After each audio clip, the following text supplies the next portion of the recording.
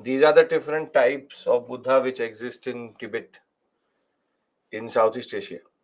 Different representational forms.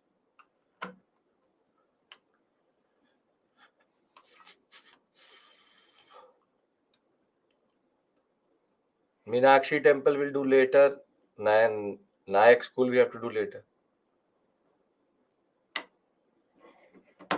I have told them that it has not been fully decided till this point. It will come to you, don't worry.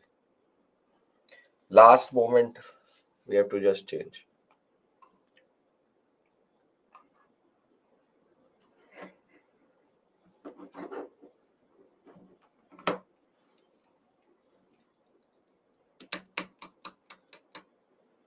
Good morning, good morning.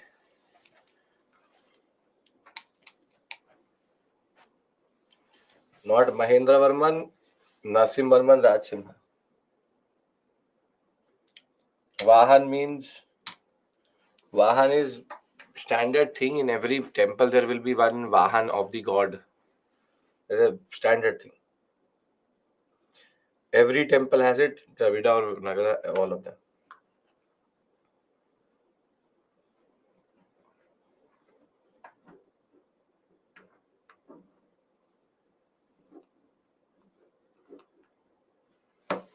Significance of Amlaka to give height to the temple.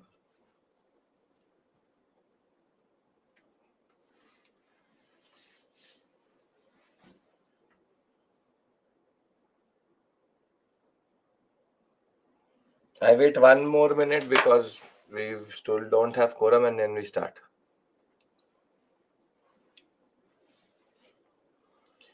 Mega, I would have received it most probably. So I'll go through it.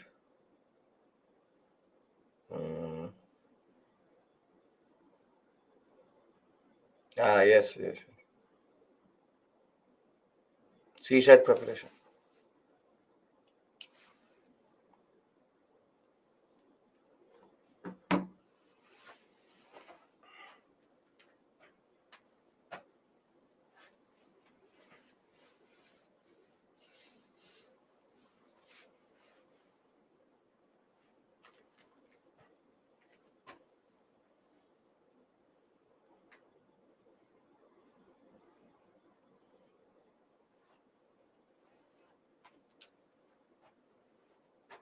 Okay. Yesterday we covered temple architecture, and basically the first module of making notes while class, you have to go through the PPT later also once. You're making notes, okay, but if you would need to revise it from the PPT once more. So we've covered module number 1 of architecture. In that we had pillar, cave, stupa, temple. And today our agenda is to basically recover what is called as medieval and modern architecture, specifically two chunks: Delhi Sultanate and Mughal. These two are very fertile areas of questions when it comes to both mains and prelims. And once we've covered that, a very small section on modern, because we only need to know what is called Gothic and Indo-Saracenic. But the point is, this is the real thing which we have to cover today, the two big chunks. And by next week, we will be done with architecture. We will then go into painting. Then after painting, sculpture. From sculpture, we then move towards the other smaller topics, with one big topic and other smaller topics. So we'll see. So Delhi Sultanate, Mughal, modern, we have discussed, and we've done art and culture and architecture part 1. Now we go for part 2. We are now moving into medieval India. Now here we have already seen that temple architecture was reaching its highest point under the Cholas. So Nagara, Vesara and Dravida were flourishing in three parts of India, which is North, Central and South India. Vesara being the hybrid style. And They will keep on doing that throughout the early medieval period. But medieval,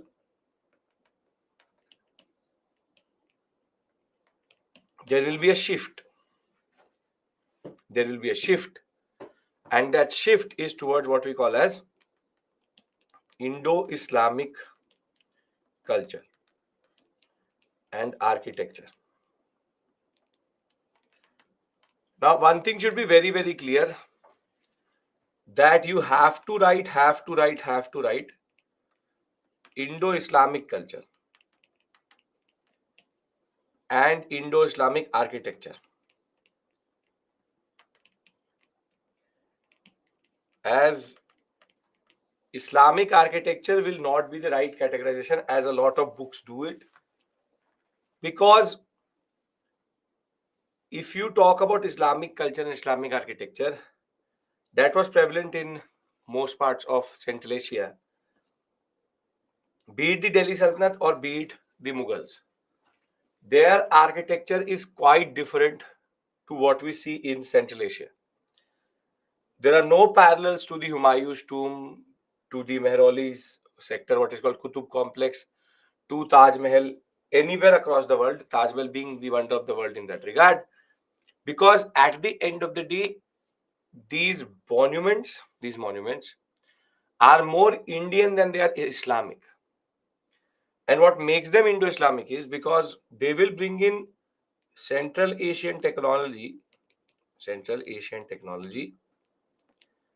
and with that Central Asian technology, they will add indigenous elements, and then they will even use Indian symbols and elements, and that will give birth to Indo-Islamic culture and architecture.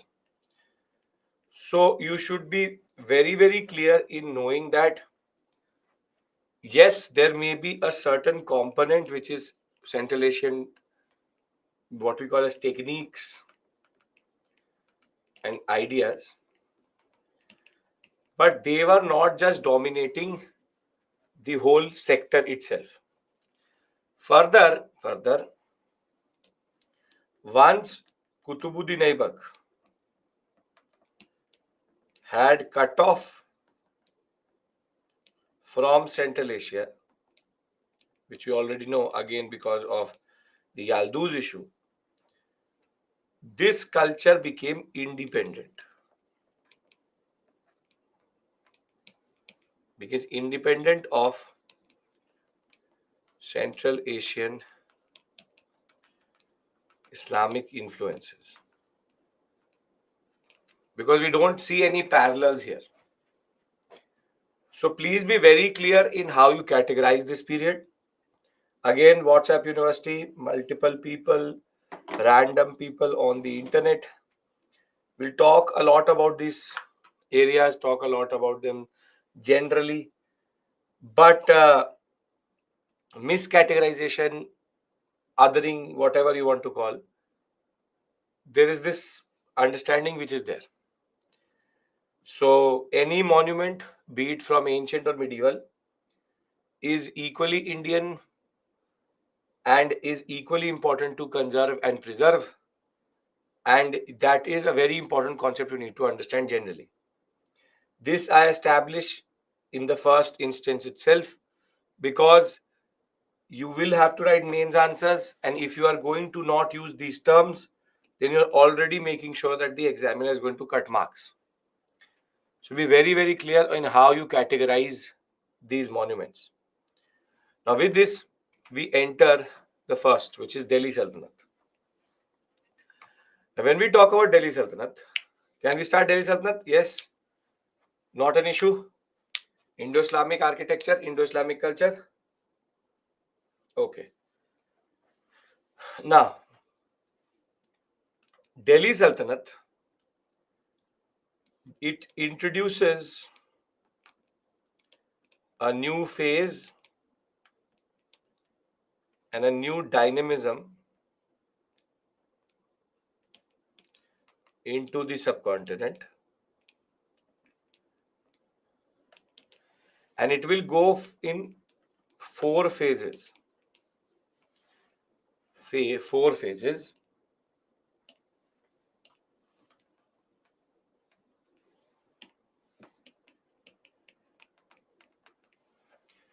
Wherein phase 1 is called reuse phase. Phase 2 is Iltutmish to Alauddin Khilji. All innovations will happen here only. Thereafter, phase 3, Tughlaqs, and phase 4 is called the declining phase, Firoz Shah.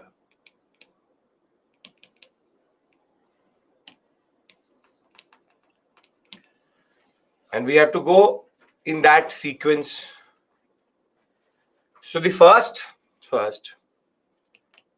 phase is under Qutbuddin Aibak. And if you remember, I told you that there is a what type of correlation between political stability and architecture? Inverse or directly proportional? Very good. There's a direct proportionality between political power and architecture. And therefore, Qutbuddin Aibak empire is very volatile initially for any new buildings. So his understanding was we will use or reuse abandoned or discarded buildings.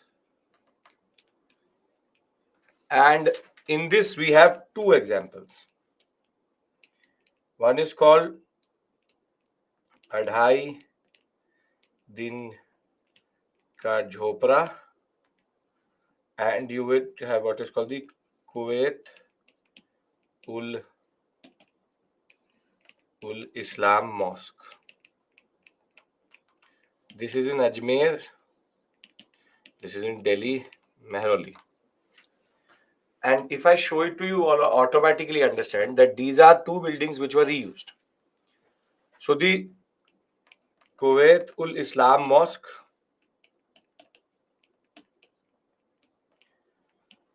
was a temple in Mehrauli sector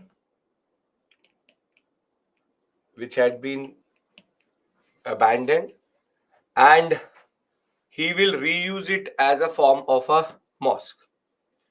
And this was a Jain monastery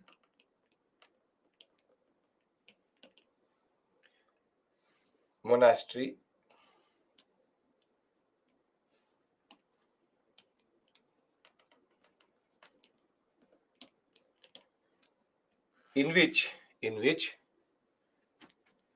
you don't see, this is the later edition. Inside, if you will go, you will automatically realize from the pillars that it was a Jain vihara in a way.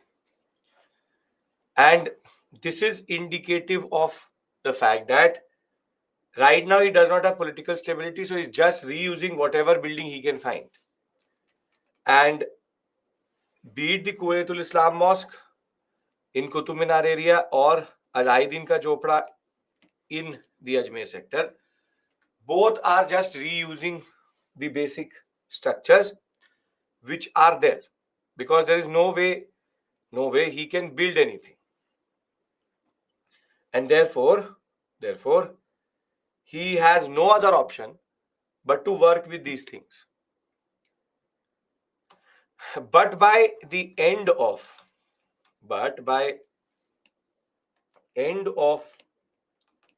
Qutbuddin Aibak's reign,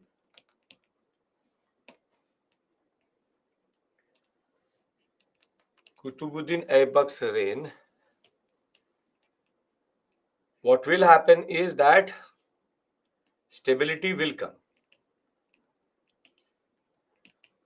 And what he saw was that in Mahrauli, he saw a iron pillar, which you already know belongs to Chandragupta II of the Gupta dynasty. And he said that if iron pillars or pillars are erected to mark power, he will choose to now, just in front of that pillar, he will lay down the foundation stone to erect the Qutub Minar. So basically, he saw that pillar and he said, okay, if pillars are like this, I will make a minar, and that minar will be the representation of my power in India. So the idea of that minar comes from Chandragupta II Vikramaditya, that if Chandragupta II Vikramaditya can build a iron pillar to mark his power, I will make a minar. And he will lay the foundation stone, but he will not survive till its construction. And it will be his successor in phase 2,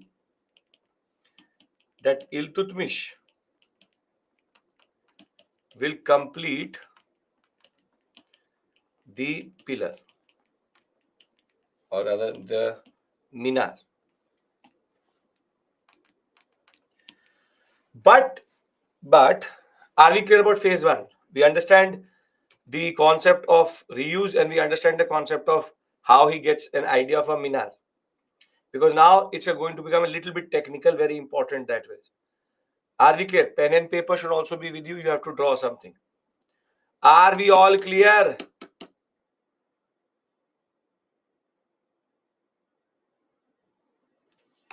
Now, Iltutmish will complete the minar, but in phase 2, 3 or rather 4 new technologies will be introduced. 4 new technologies will be introduced properly into the Indian subcontinent.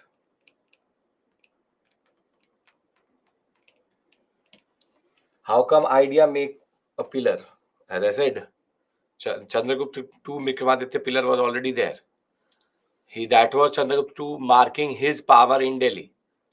So he said, if he can mark such a small pillar with power, I will use a bigger pillar, a bigger minar to mark that power. It's just a power politics. 4 new technologies will be true arch, true dome, arabesque, what is called as limestone mortar. Now let's talk about these things. Now see, let's talk about true arch,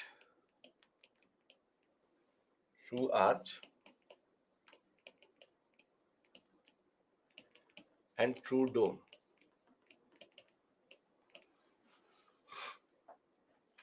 See, true arch, true dome, it's not that we never knew domes. Just to show you, now this is an arch and this is a dome. This is called the Turkish dome. One of the most magnificent Turkish blue domes. In India, we used to make domes, but the problem was that our dome used to be very shallow.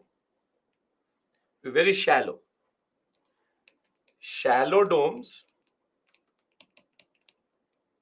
were known, but the problem is correct scientific technique was not known.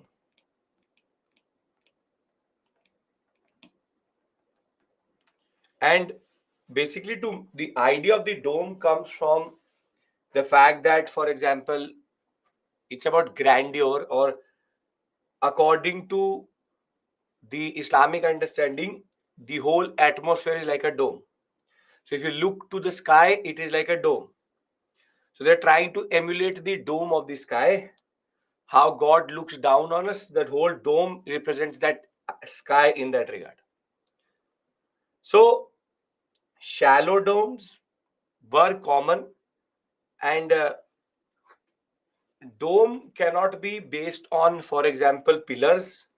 It has to be freestanding. Same way, arches were also made, but again, wrong technique. We again did not have the expertise of this. What they used to do was, they used to put one pillar like this, then put a structure like this, and then used to stick two stones here. Now this looks like an arch, but isn't an arch. Looks like one, but isn't correct. So what they've done is that they are now not making the right type of dome, or they're not making the right type of arch. So it's not that dome and arch were not known in India. It's not that dome and arch were not known in India. They were known in India, but the problem is that we did not make it correctly. Now, what the Delhi Sultanate does, in phase 2, the Turkish architects,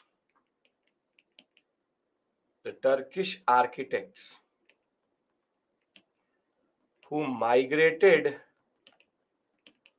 to India at this point of time, they will truly develop, they will introduce true arch and dome technique, which is that now you will get a proper domed structure.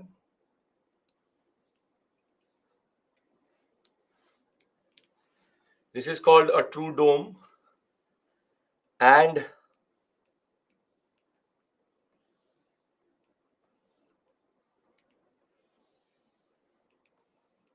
this is called a true arch.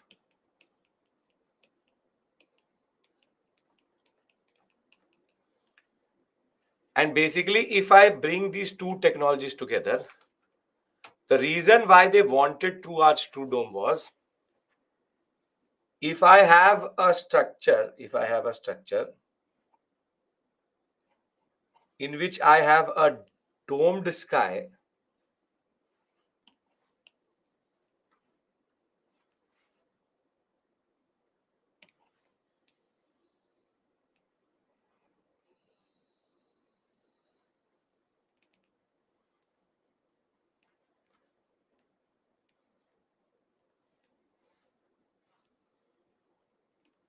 if I have a domed skyline like this,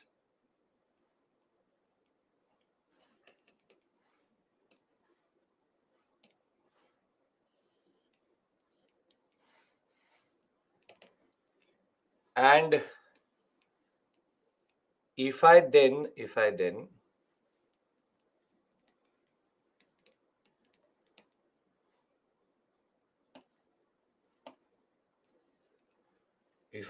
add arches to it,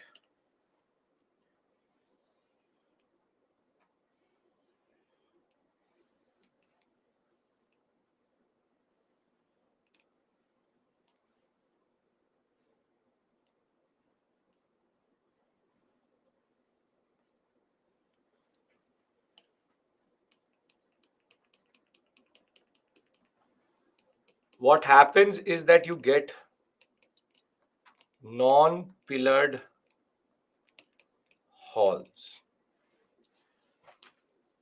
This is called an accurate structure.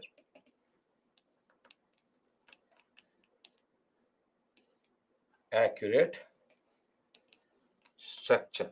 What I mean by that is that when we used to make halls previously, we used to make it like this, that we make a hall, that we make a hall like this, or we're making a mandapa like this, and thereafter we used to put pillars. It's all about the concept of load bearing.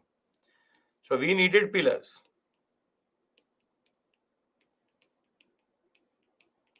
And because this area can also not stand freely, we needed pillars here also.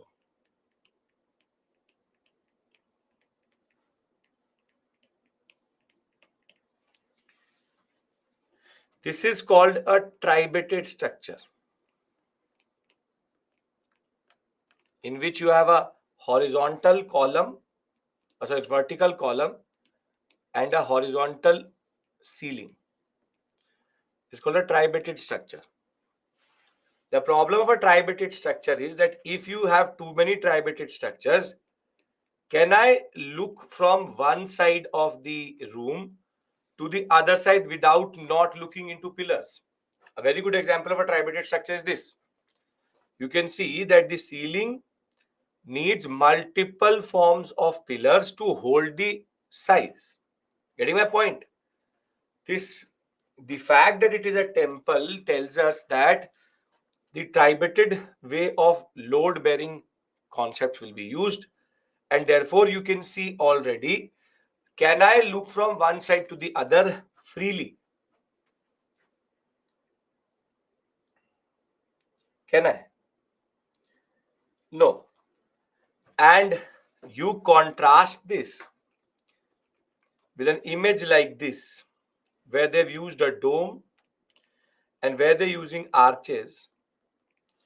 You now get open halls. And this is basically the beauty of domes and arches. Domes distribute weight in such a way that you can basically make buildings without pillars itself. Because these domes are freestanding. Their weight, imagine, their weight is on themselves itself. The weight is not by having a pillar here.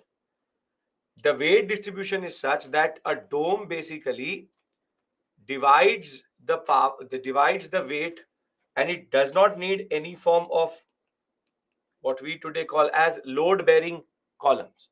Same way, this part of the arch, is there any support? Is there any support to this part of the arch, which is the arch which is on the front side? Again, no, because these arches, they were made in such a way that you did not need any form of what we call as load bearing structures or structures which could take the weight on them. This is the beauty of what we call today as true arch, true dome. This technique was not known in India to anybody. That how do you make an arch in such a way that you don't need to put in any support structure altogether. And therein comes a very important concept, that to introduce something like this, you also need the second important technology, which is, or third important technology, which is called limestone mortar. Limestone means gypsum chuna. Basically, they used to mix limestone, chuna, and gypsum together, and their cement was very light. What we used to do was we were either using mud or we were using very heavy rocks to carve it, or we were using a certain mixture where the cement itself is very heavy. So if I was trying to create a dome, basically what was happening was that if I'm trying to create a dome, my dome, the weight was so much of the limestone mortar that this used to collapse on itself.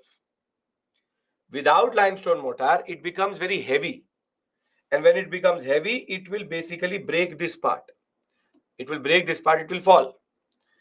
On the other hand, limestone mortar is such that if I am joining these bricks together so as to create a dome, slowly but surely I'm adding and adding. It is becoming such a structure that it is light but solid at the same point of time. This is the beauty of the limestone mortar. Limestone mortar is very, very light, but very strong grip it has. So the first set of contributions, and this will always come in the examination, the first set of contribution of the Delhi Sultans has been limestone mortar. Domes were not hollow. Domes were hollow. Domes are hollow. Obviously, you can look from this point till the point above. Domes are hollow. Hollow, that is the concept of a dome. If it is not hollow, then it is, this is totally hollow. You can see till this point. This is the point here. So domes are hollow. I'm coming to arabesque. Don't run. Now in the examination, you would have to make a dome and an arch. So I'm telling you how to make a dome, and then we can talk about arabesque.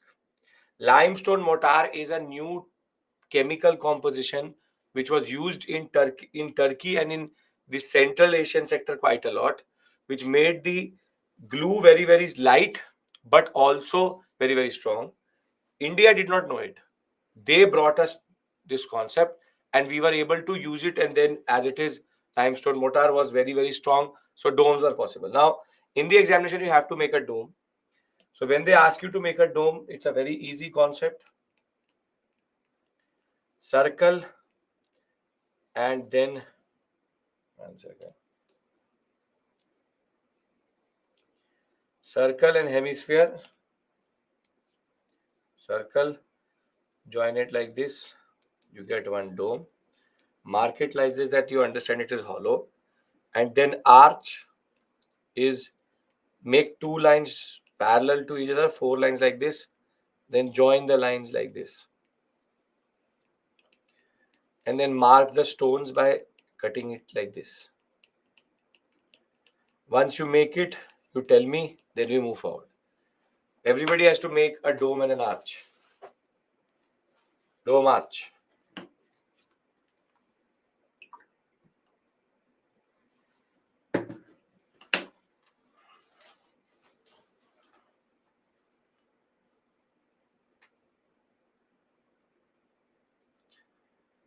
I'm coming to arabesque. First, learn what I'm telling you to learn. When I will tell you arabesque, then you will say, what is arabesque? Wait. Before limestone mortar, we used to use, see, chuna was used, but gypsum mixing was not there. So there's no consistency. It was on the building what they were taking.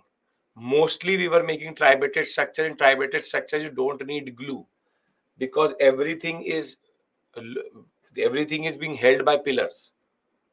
And our pillars were mostly monoliths. So they were one rock carved like that. Okay. Now, the next innovation or a new thing which was introduced is called arabesque. Now,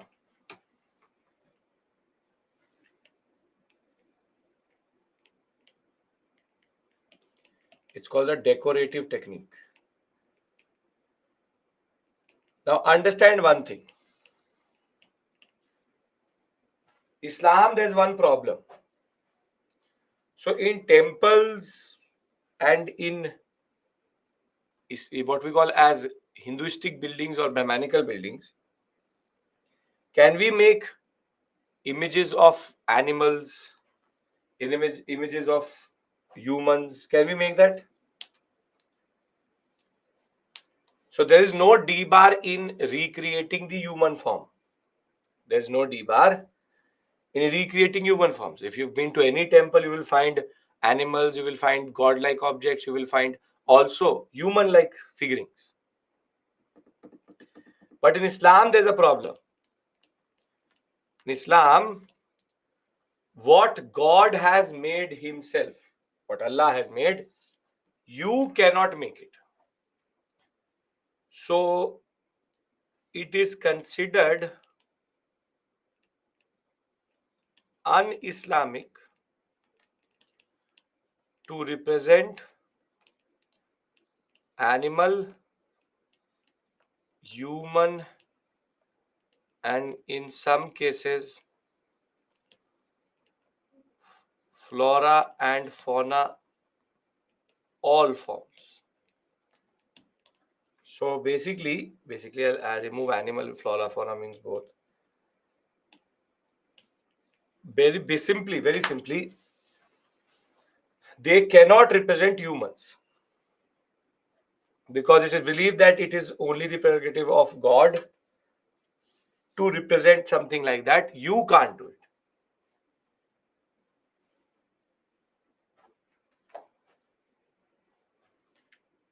And this creates a problem for the architects, because then how do you decorate these buildings? The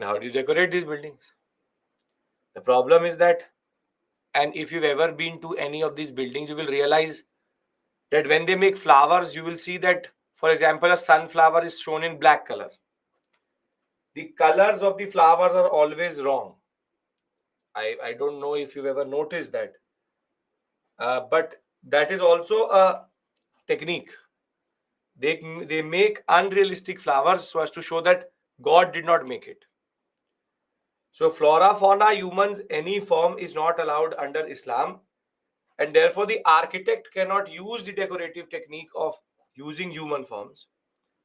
So in India, a new decorative technique was developed, which is specific to India itself, which is called arabesque, in which geometrical patterns, the Quranic verses in what is called as Kufi,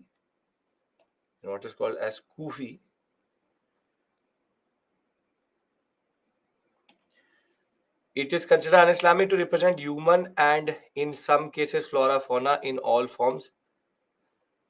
In any form, we'll write in any form. In any form in architecture and art. Now, what is arabesque? Geometrical patterns, Quranic verses in what is called as Kufi, plus, and this is the master stroke, Hinduistic symbols for decoration. See,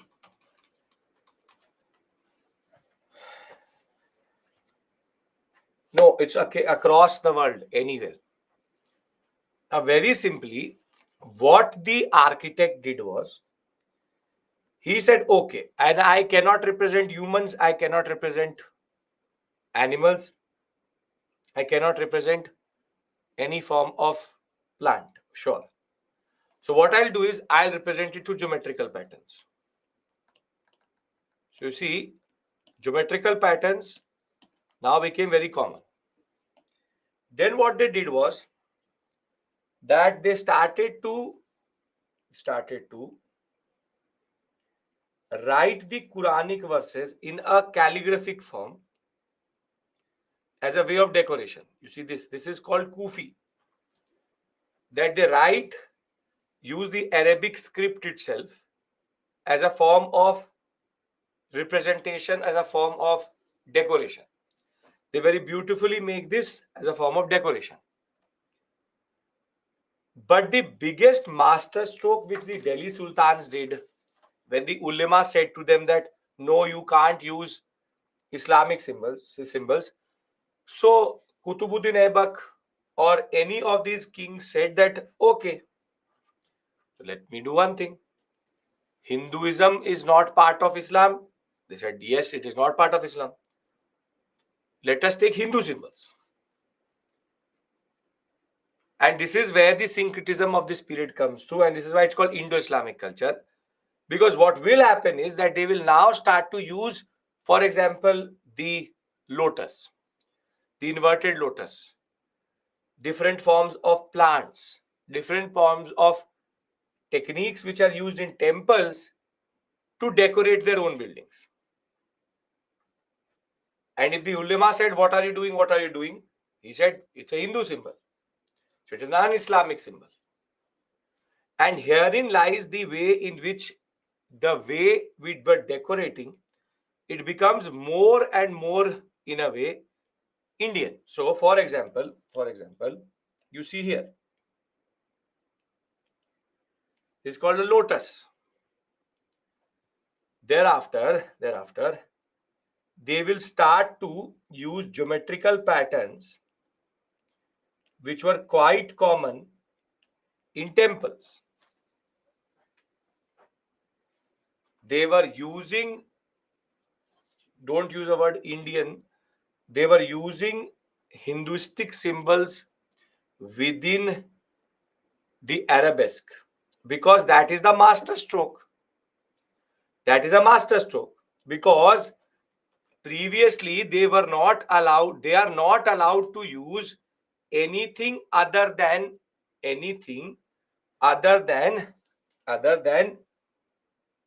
their geometrical patterns in Kufi. But lotus is also flora. That is totally correct. But the king said that, okay, lotus is flora.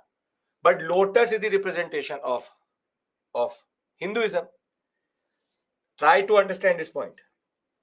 So if they said it is un-Islamic to represent something which has been made by, for example, God. So they said, what if we use un-Islamic symbols only? See, try to understand what are they trying to do. They're trying to undercut this major problem by finding a loophole. You cannot represent whatever Allah made. Yes? So they asked the ulama, what did he make? He made all of these things. But he said that, but this symbol is un-Islamic. The ulama would say that this is an un-Islamic symbol, this lotus. He said, okay, if it's an un-Islamic symbol, then I can use it. Every symbol which is un-Islamic, which is Hinduistic, would then automatically become eligible to be put into decoration. Are you understanding this big loophole which these rulers have found? Basically, a lotus can be represented in Islam also. Lotus is there. But by rather saying that lotus is a forbidden symbol because Allah made it, the architect and the ruler is saying, no, I've seen this symbol in temples. So then the ulama says, no, then this is an un-Islamic symbol. So then they will say, okay, if this is an un-Islamic symbol, then I can use it in representation. Because I cannot represent anything which Allah made. You are said un-Islamic. This is the beauty of this argument.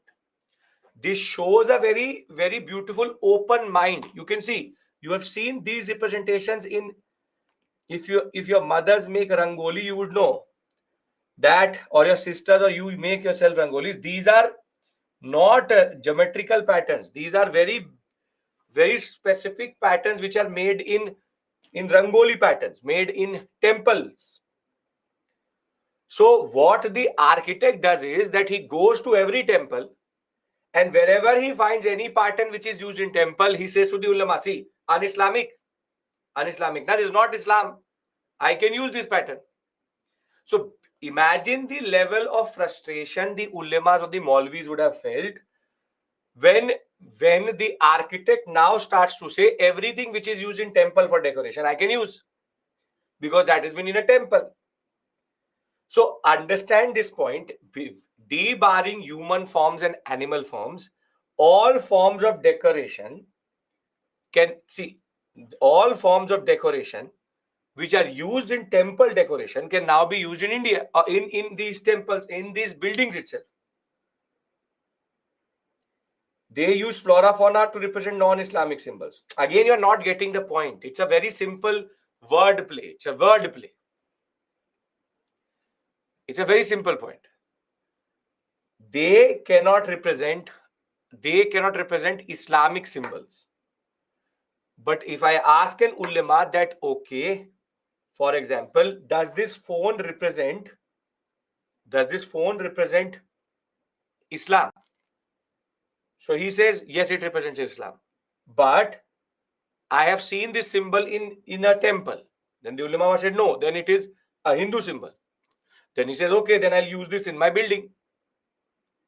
Every symbol which is Hindu automatically becomes an Islamic.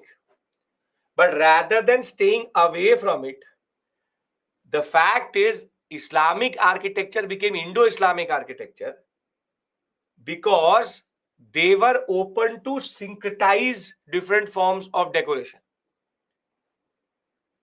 So they are justifying the use of their symbols by saying, "Bhai, main to ye temple mein dekh ke aaya tha. I saw this in a temple, so you can't say I can't do it." So very simply, un-Islamic symbols are being used in Islamic architecture. Then how do you call it Islamic architecture?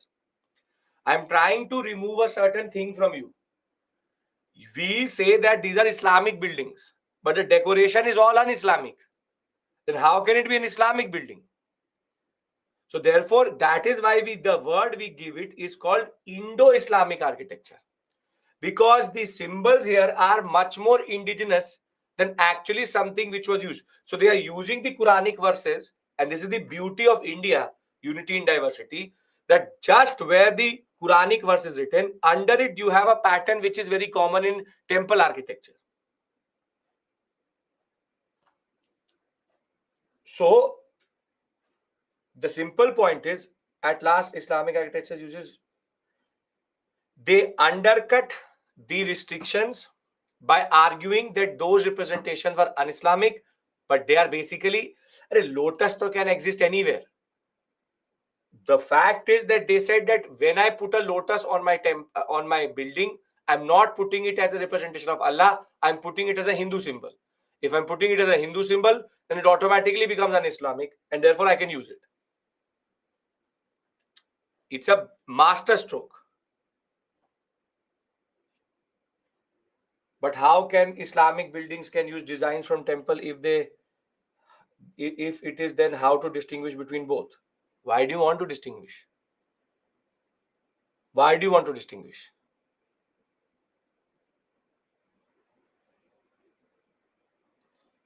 If I go to a temple and I see the decoration outside, and if I go to a structure, for example, Qutub Minar, I will find multiple similarities in their decorative patterns. Other than the fact that in temples I will see human figures, animal figures, I will be able to see on the Qutub Minar patterns which I see in temples.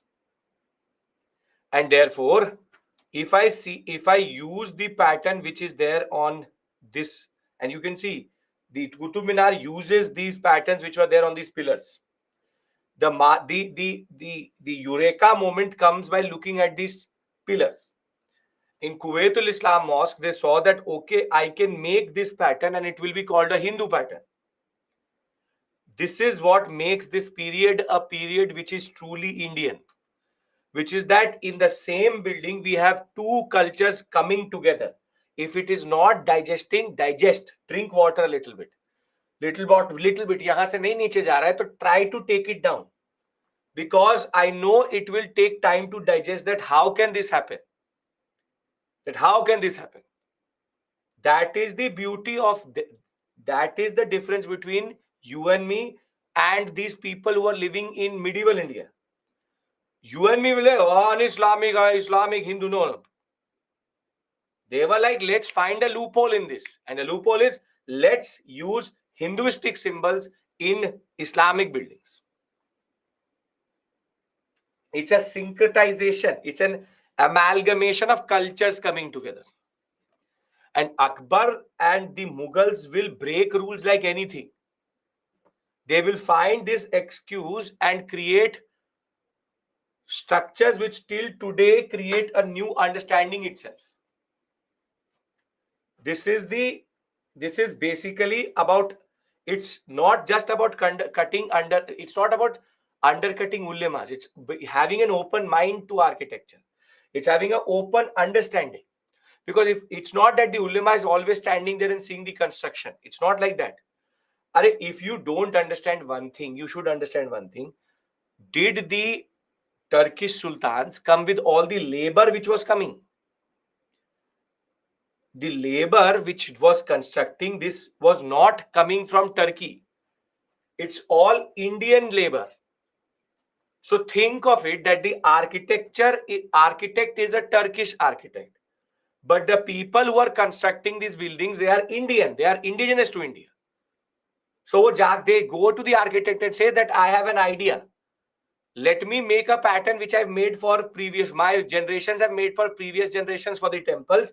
Go and say to the ulema that it is a temple building. The idea is, this is, इसी को तो जुगाड़ कहते हैं. This is a जुगाड़. That basically they found a way of bypassing it. And it is us, it is these two cultures coming together which is producing it. It's un-Islamic to use figures, but kings use Hindu symbols, which are un-Islamic. Then Islam architects meet with Hindu symbols. You are making it into a C-set question for some reason, I don't know. It's an excuse. You're making it into a C-set. It's a very simple. Nobody is asking you this logic. Un-Islamic, Islamic. It's basically a genius act of syncretization. It's not something which will come naturally to you because British taught us something and they divided the symbols very quickly. But according to now an architect, there are no symbols which are Islamic because all symbols become, in a way, Hinduistic. So what arabesque is, and I'll just tell you the fact that in decoration, Turkish eschewed, which is they did not like representation of humans and animals figures. So they used geometrical floral designs, combining them with panels of inscriptions of the Quranic verses. This is called arabesque. They also freely borrowed Hindu motifs such as the bell motif, the swastika, the lotus, and thus, like Indians, Turks were intensely fond of decoration. And therefore, if you don't realize one thing, this is a blue color. What is the color of the Qutub Minar? What is the color of the Qutub Minar? Motif means symbol. Red and yellow. That is exactly red and yellow sandstone which was being used in temples. So the point of the matter is, are humans and animals represented? No, they are not that dumb. Break rules which don't basically create ruckus. They are breaking rules which are not very, very heavy. So very simply, the concept is that when the Delhi Sultans come, they introduced a new type of decorative pattern which brought Hinduistic symbols and geometrical patterns together. That's it. That is it. Are we clear? Reason behind non-Islamic design. Again, you are stuck at that point. It is simple point. They want to decorate, they don't have anything, so they take Hinduistic symbols. End of story. End of story. Are we clear about the 4 technologies introduced by Delhi Sultans? I'll read it out to you and then we can move on. We will have to discuss the profiles. I don't know, Satya Prasad, who is telling you these things. So please stay away from them.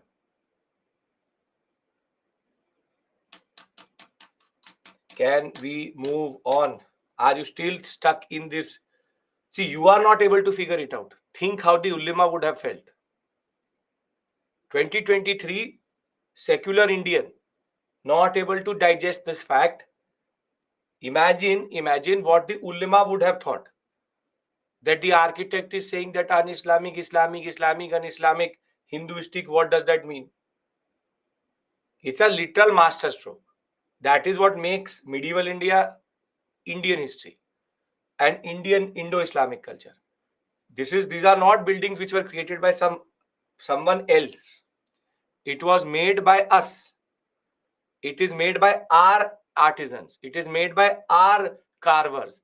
It is made by our labor. And therefore, the ruler always changed in India. The population always remained the same.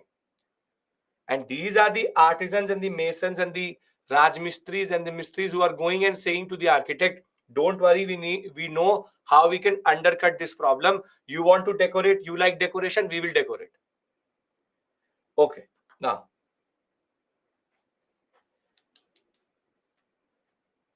Do you feel everyone is open when we talk about material technique, Vastu Kings, liberal? Because again, Vechri, I don't know why you are ready to accept that ancient rulers are tolerant, but this is now more about superficiality. Getting my point? You are saying that past rulers were also. I'm not undercutting the tolerance of the rulers before. I'm just saying that they are adding to the larger story of tolerant rulers. So, simple point is, if you talk about today the problem is the British taught us. You have written 3 big messages and half of the knowledge is here, half of the knowledge. If you agree with me, perfect. If you're adding to it, very good. If you are not adding to it, then I'm telling you the logic. But I think give me more crisp answers. If you send me this big a message, I'll keep on reading it only. So very simple point is, if you're adding to it, very good. The fact is that it's not even a point I used to previously talk about. It's a simple point. Arabesque is Indo-Islamic culture at its best. Tolerance, assimilation, amalgamation. That's it. So true arch, true dome, arabesque, mortar. Can I talk about these things to the PPT?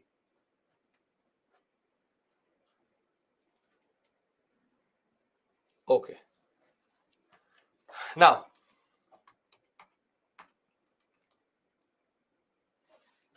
style of decoration used in this building had no human or animal figures because it is considered un-Islamic to do so. Now,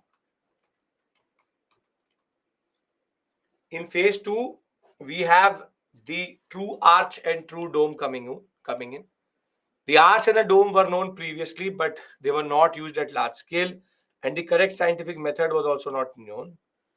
The importance of arch and dome. The dome provided a pleasing skyline as the architects gained more experience and confidence, and the dome rose higher and higher. With the use of domes, the building became lofty and impressive, and the true arch and the true dome enabled construction of large halls with clear view without no need for pillars. Further, the Turkish rulers used both. It's not that arch and dome came, so the tribated method went away. They still use slab beam method, which is tribated. Tribated and accurate came together. They also used a very light and fine quality light mortar, which is a limestone mortar, which allowed them to have very superior kind of buildings with a very heavy load on them, but the mortar was very strong in that sense. And I've already told you that in order to undercut the issue of decoration, they started to bring in Hindu motifs. Motifs means symbols. Hindu motifs, along with that different aspects of geometrical patterns and the Quranic verses together, creating a syncretic culture in that regard. Now, what we now need to do is we need to see this in action.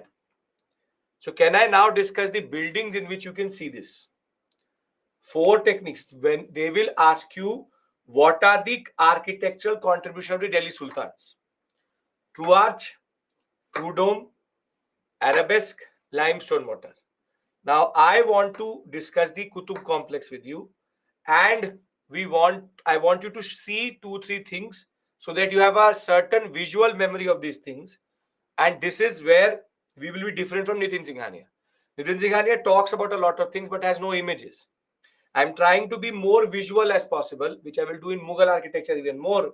I'll try to show you the things which matter so that you have a certain visual memory. Can we discuss Qutub complex? Are we clear about the first 4 points? Okay. Now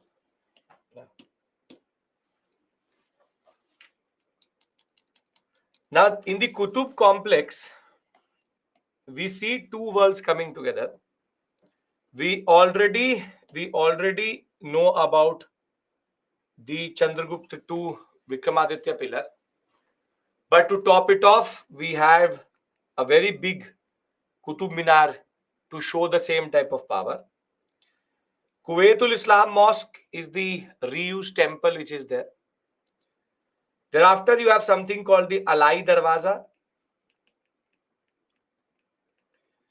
Alai Darwaza is important because in phase 2, it represents a very important, what we call as high point.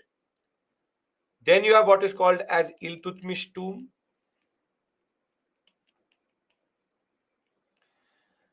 This is called the Alai Minar, wherein Alauddin Khilji wanted to make another Qutub Minar 3 times the height of Qutub Minar, but it was never fully constructed, stopped in between.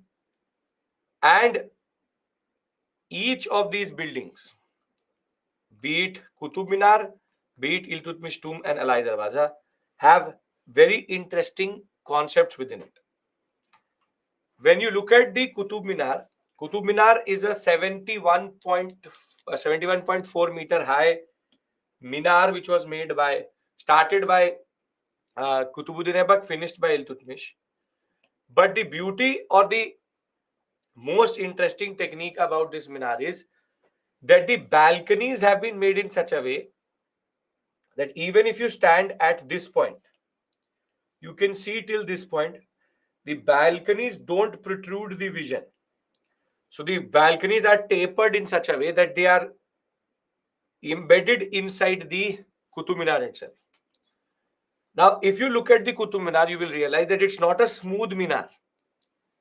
It basically has these ribs. And each of these ribs together go up till this top point. This is red sandstone. But you will see that the upper two are marble.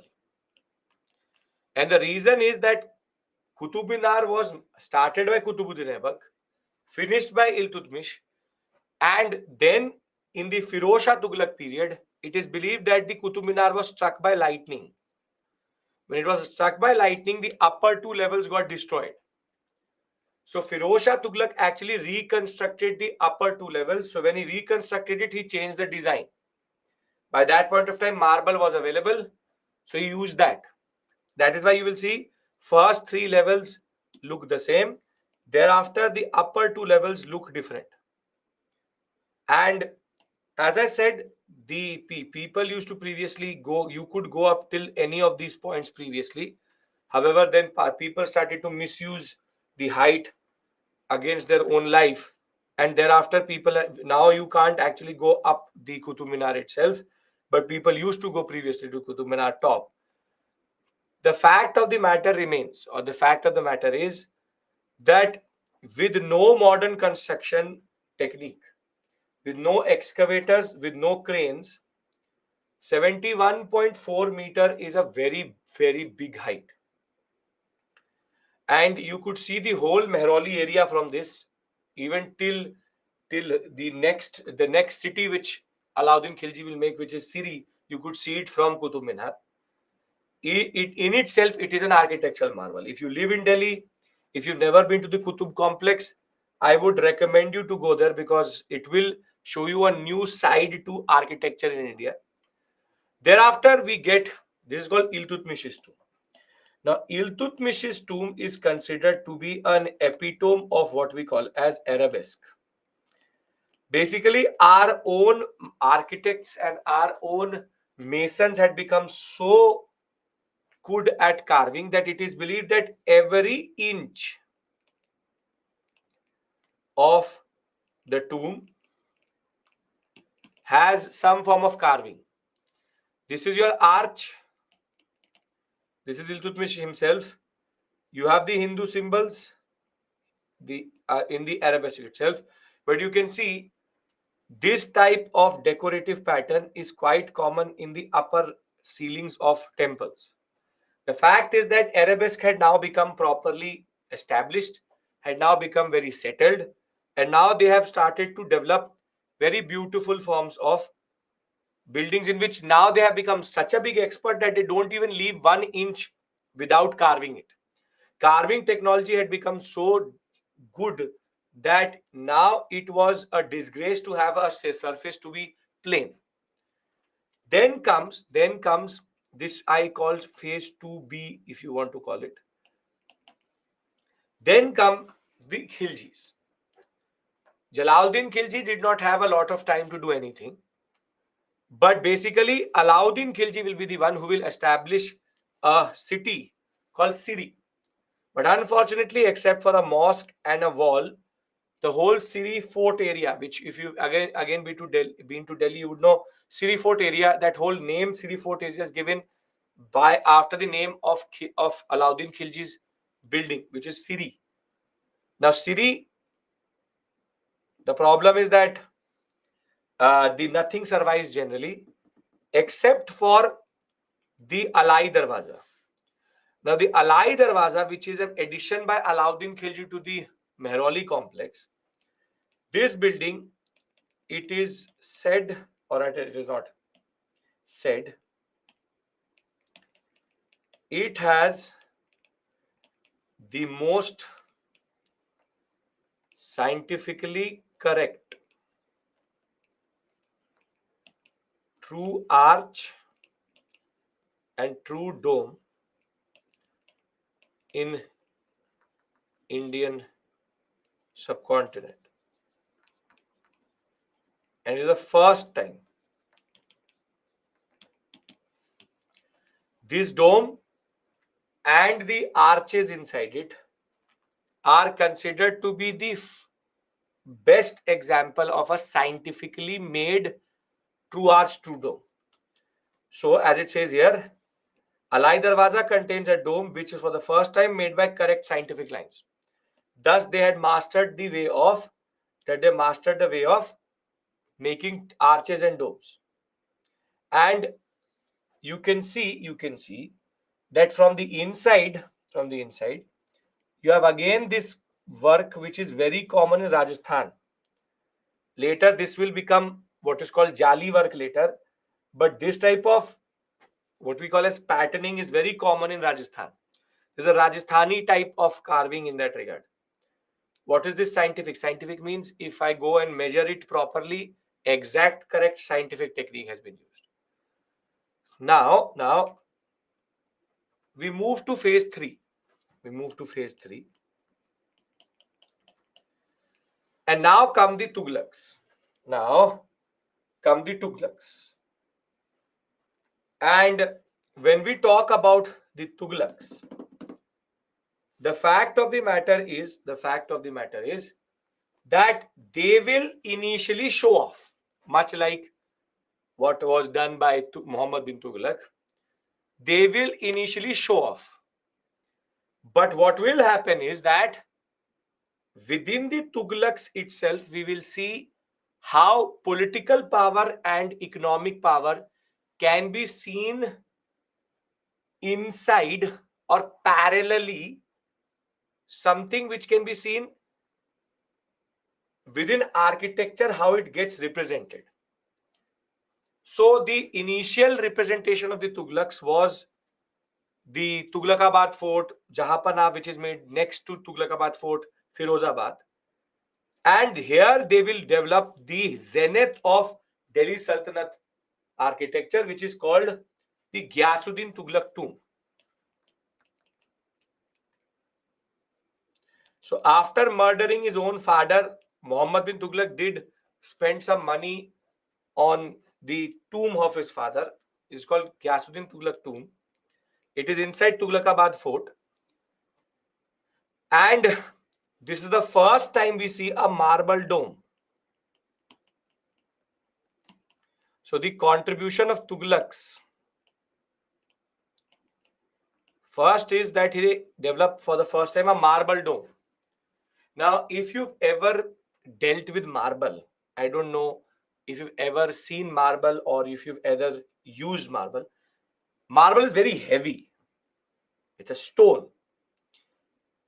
Imagine the level of strength that dome needs to have, that it has marble attached to it and it's still not falling. We all cannot appreciate the level of ingenuity if you've never constructed, or if you've ever seen your parents construct a house, or if you've ever seen things being built. For you and me, it's just a dome, marble dome. But if you try to make something like this, it will never ever stand the test of time. It has been standing for now close to 500 years, and still not even 1% of that is gone somewhere. Taj Mahal, yes, but Taj Mahal is the climax of all of this. The fact is, marble dome for the first time we see. Second thing which we see is again, which is a show-off move, proper show-off move, which is called sloping walls, which is called barter. Barter. Barter means, see, if I make walls like this, they're like nothing to show off here. They made walls like this. You can see here. Imagine again how much architectural geometrical understanding you need. Then you can make a sloping wall. You can make a sloping wall. Sloping wall, marble dome are two exquisite examples of how Tughlaqs were now literally showing off. Their power. And remember this sloping wall, because you will see this sloping wall in the most unlikeliest of place. Again, that is a problem of weight distribution. Try to ever keep two cards like this. If you take two playing cards and if you keep it like them, they will still stand. Keep it like this, he will never stand. Imagine how, again, they are doing geometrical calculations, which is making sure that this building is not falling on itself. And one more thing which the Tughlaqs introduced was called beam and lintel. Beam and lintel technique, which till today we use. See, what they've done is that they have one big beam here and they've used one smaller lintel. Now, if you have ever again seen a building, if you have a wall and I want to make a window in it, I will add a slab of concrete here so that the weight comes here, and then I will make one window. But if you look at the structure in which you are right now there, the whole structure is basically like a skeleton. That skeleton is called beam. Every corner which you see, you will have beams. And lintel, basically, you see beam here. Beam are given so that the roof does not fall on you. And lintels are given so as to create doors and windows. Previously, they used to make arches for this, but arches don't give you very high doors or very high windows. So what they're doing is they're developing what are called lintel and beam technique, and that was for the first time used in the Tughlaq, Ghiyasuddin Tughlaq's tomb. So Ghiyasuddin Tughlaq's tomb has three technologies together: beam and lintel, along with sloping wall and marble dome.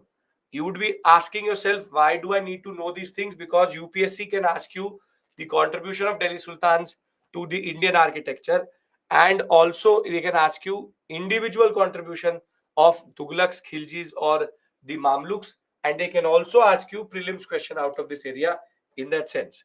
So be very, very clear. Be very, very, very clear that Ghiyasuddin Tughlaq tomb is considered an epitome, a climax of what we call as Delhi Sultanate technology. Now, after Ghiyasuddin Tughlaq, now comes Muhammad bin Tughlaq tomb and the later Tughlaqs. Now, can anybody tell me, does these buildings or do these buildings actually represent any form of architectural merit, or do they represent prosperity?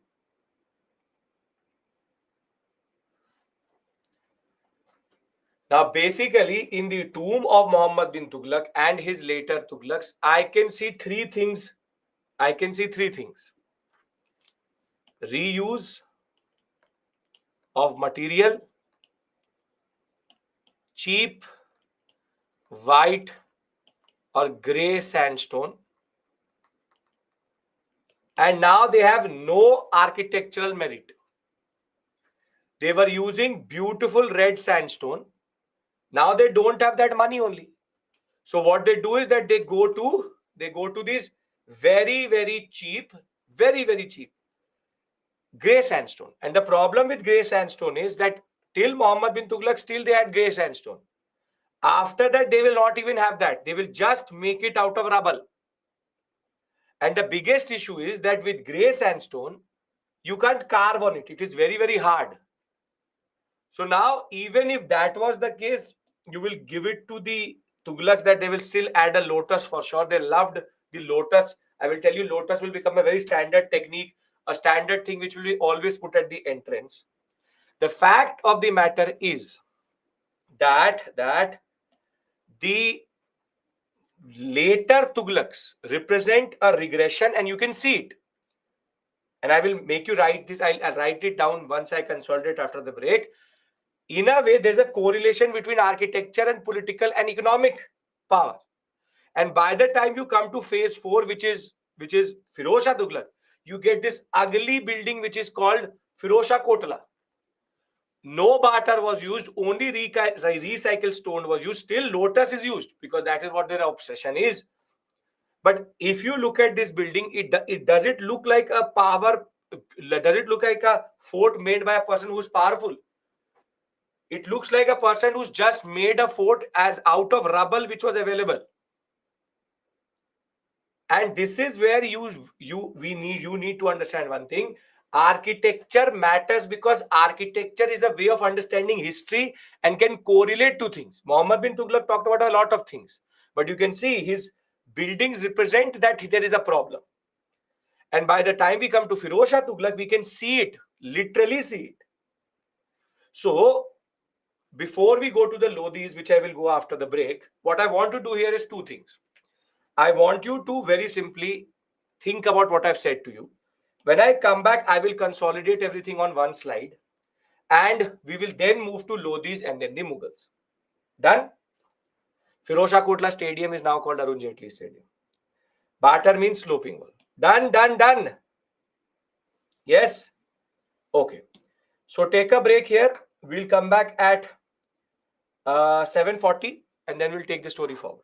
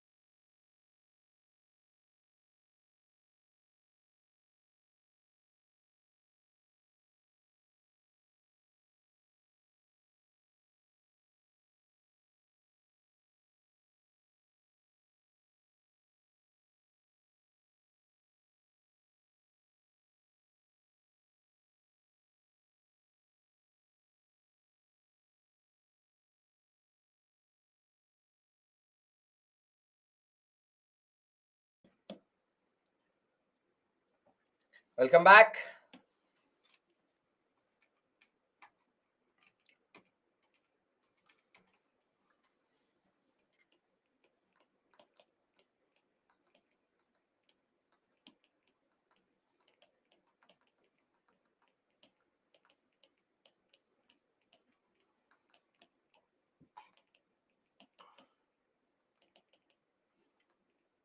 Okay. So we have to just consolidate the section we've covered, which is basically subcontinental architecture, Delhi Sultans, true arch, true dome, thereafter arabesque, limestone, mortar,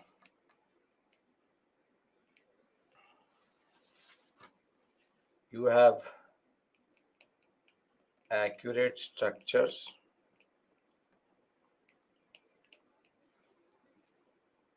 thereafter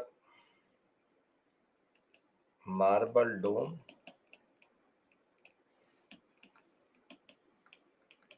batter, sloping walls, thereafter we have Veerman,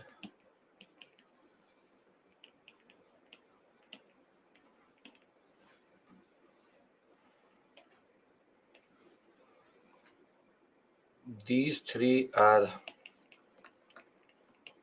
phase 2,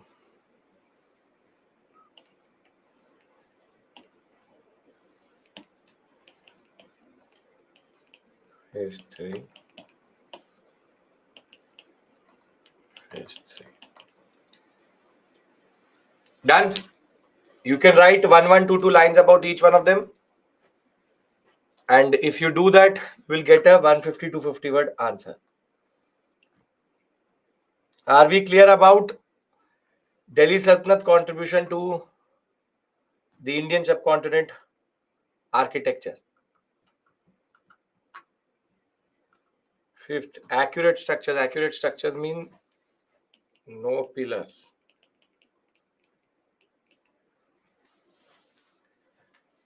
Right. You can add the drawing of the dome and arch, and your job is done.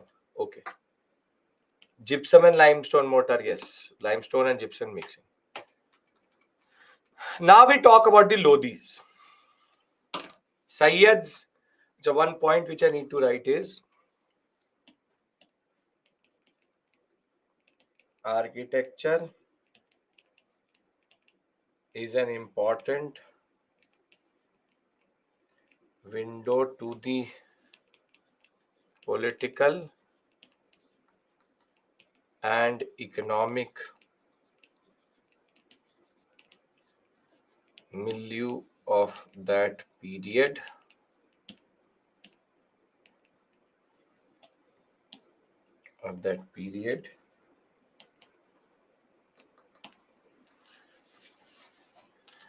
You can add the names of the buildings and everything to whatever you want to do. And they reflect political and economic stability and issues. Previous year questions, Tuesday. We've not even covered 2 modules of art and culture. So once the modules are covered, then only questions can be done. Now, are we clear about these 2 points? Everybody, this slide and this slide. Are we clear? I want everybody's yes, then we move forward. Milieu means situation.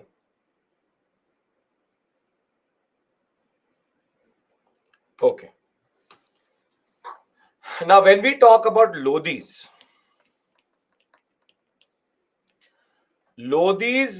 are very, very important because they introduce three very interesting elements. Lodhis, because they had a lot of contact with the Rajputana sector and with the Gujarat and Rajasthan sector, Gujarati and Rajasthani elements are introduced. Double dome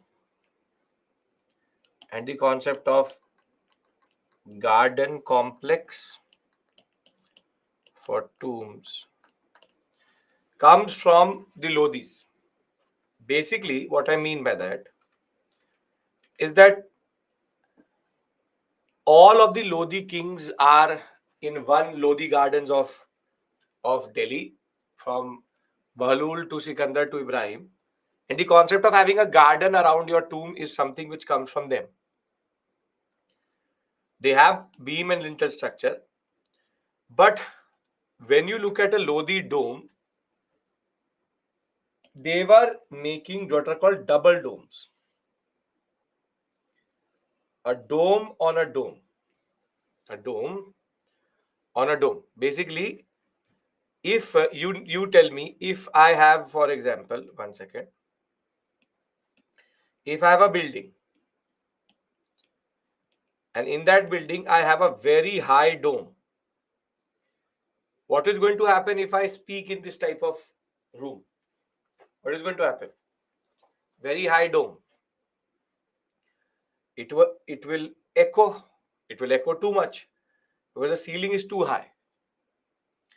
So what the Lodhis used to do, they used to make one false dome inside the building. So if I'm standing from outside, it will be 30 meters, but from the inside, it is only 20 meters. So I have made double domes, one dome over the other dome. This is the level of ingenuity which was there. And I make one dome for a false ceiling, and then I make the other dome over it. This is a Lodhi thing, which is that they started to add false domes inside the dome itself so that the sounding issues are removed. So I hope double dome is clear. Double dome is clear. Dome inside a dome, and this is a hollow part. So there's basically one dome and the other dome over it. Now, what is more important for us is what the Lodhis did when it came to certain things. In this image, there are three elements which are very, very Rajasthani Gujarati. And this, which is inverted lotus on dome. Where have we seen this previously? Where have we seen this previously? Inverted lotus? Very good. Pillar. Same exact concept. Thereafter, what you see here is called a Rajasthani balcony.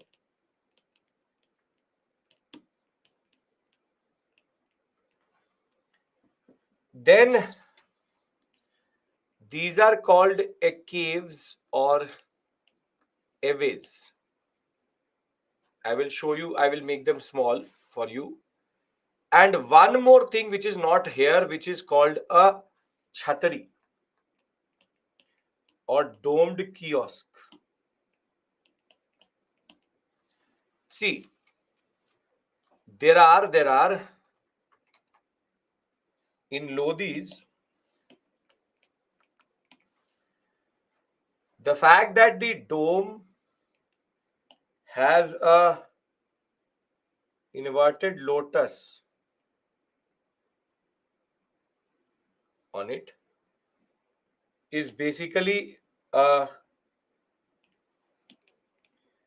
inverted lotus. This is the first Rajasthani thing. Then the fact of the matter, which is these are very beautifully made.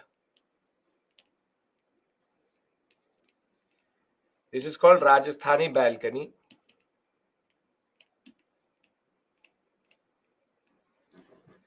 And then you have these again aesthetic devices, small, yes, small windows. Again, aesthetic devices. They're called caves.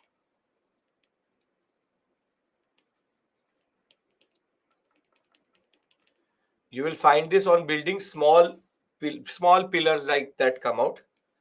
They're called caves or aways. These are again aesthetic devices. But the biggest contribution which they picked up, and all of these are Rajasthani, Gujarati elements.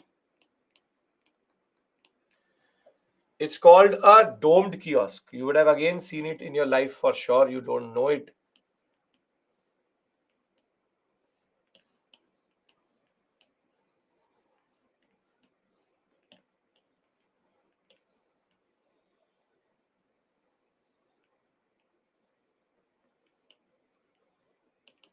Have you seen a domed kiosk? This is called Chhatri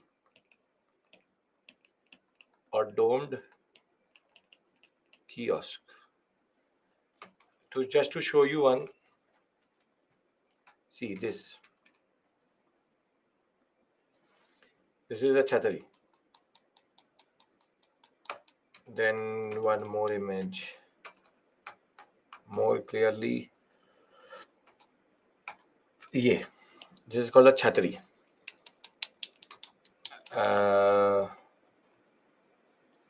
Chhatri.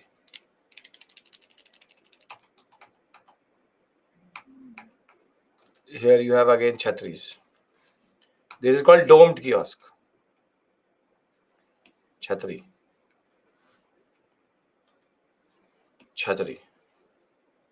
Get it? Yes.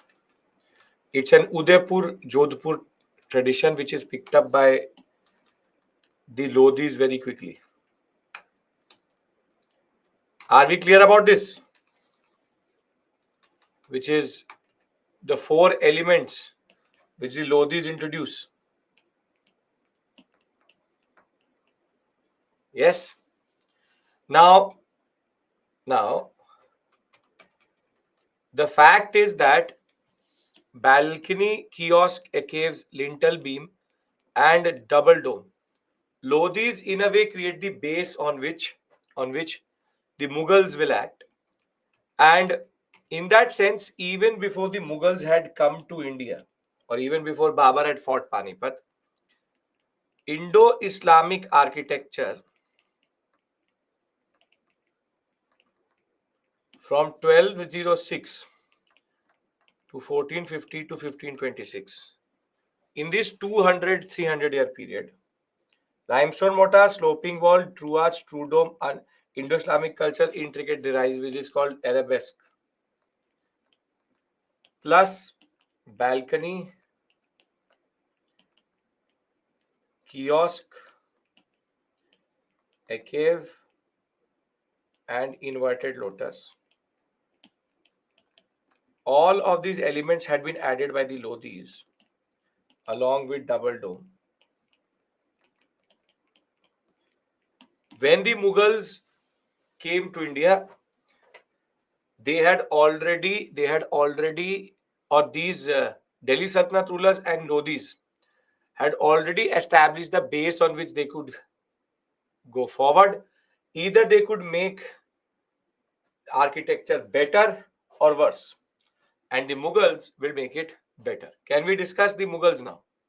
Are you understanding what is the nature of questions which can be made out of this area, and what are we trying to do? Every period has its Sayyids are too unstable to do anything. They were not even able to manage their own men. They will not create anything.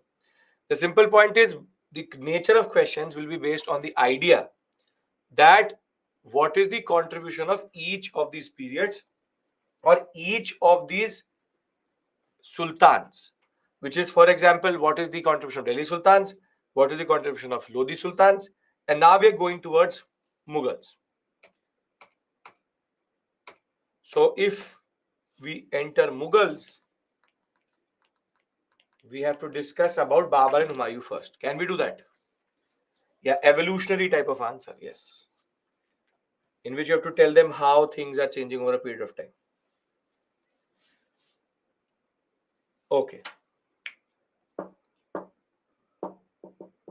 Do we also need to do particular No. But it's not a, it's a collective contribution, not a separate contribution. Okay. I am starting Mughals. Does anybody have any issue previously? Because it is going to be on the base of what we've done till this point.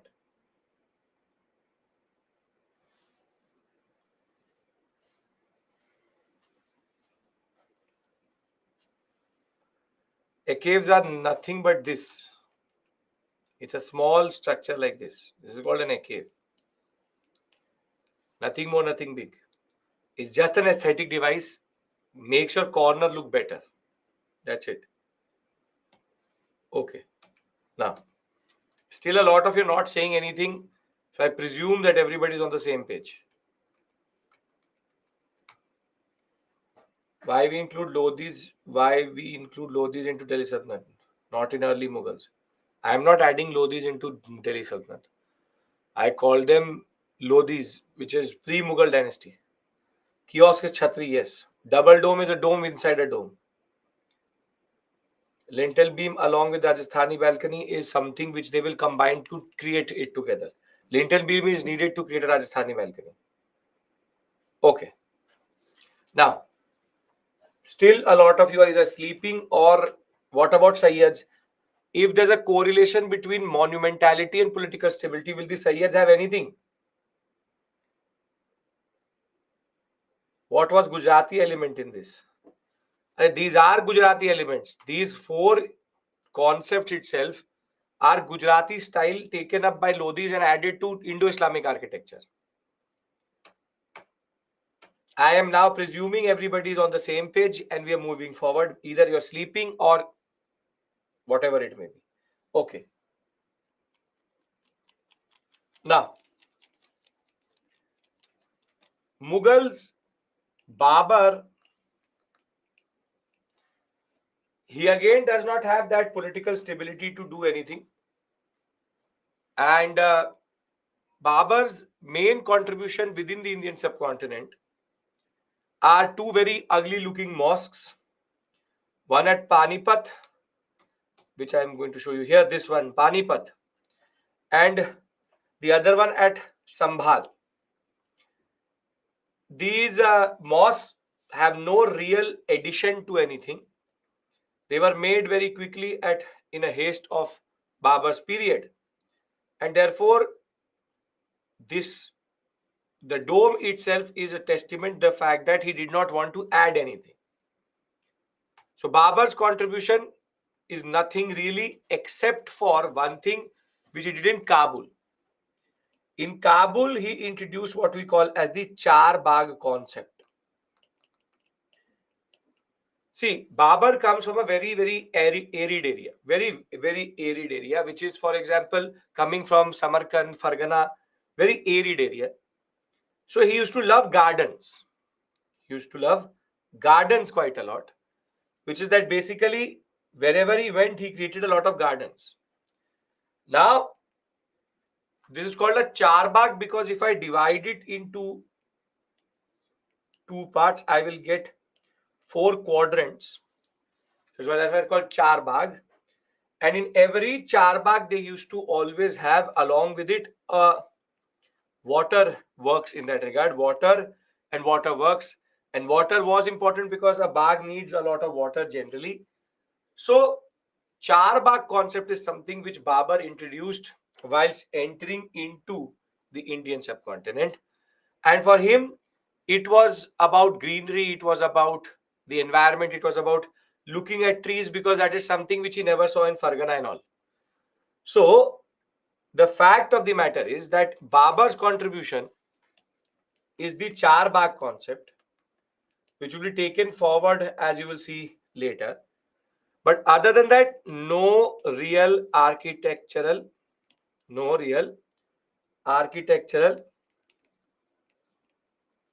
contribution. Because politically unstable empire, and only made Bags on his way into Indian subcontinent. Now comes his son Humayun. Two mosques are there which he built, Sambhal and Panipat. Humayun, again, as you know, was always running around. If you remember, he will start to build the Purana Killa, which will not be completed only. And Humayun mostly had very low stability for doing anything generally himself. And he will also just add two basic mosques, one at Agra and the other one at Fatehabad, which is Hisar. So he will also add one mosque at Agra and the other one at Hisar, which is Fatehabad.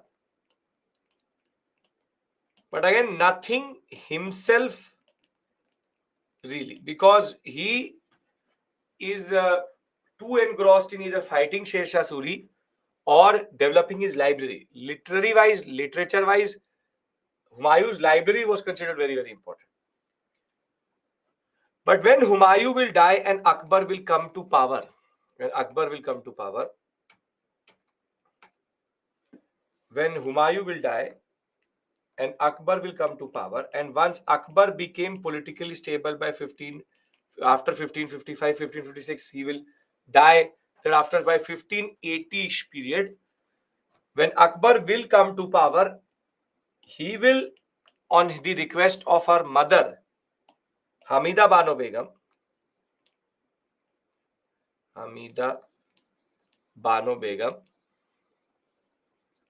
who is the wife of Humayun.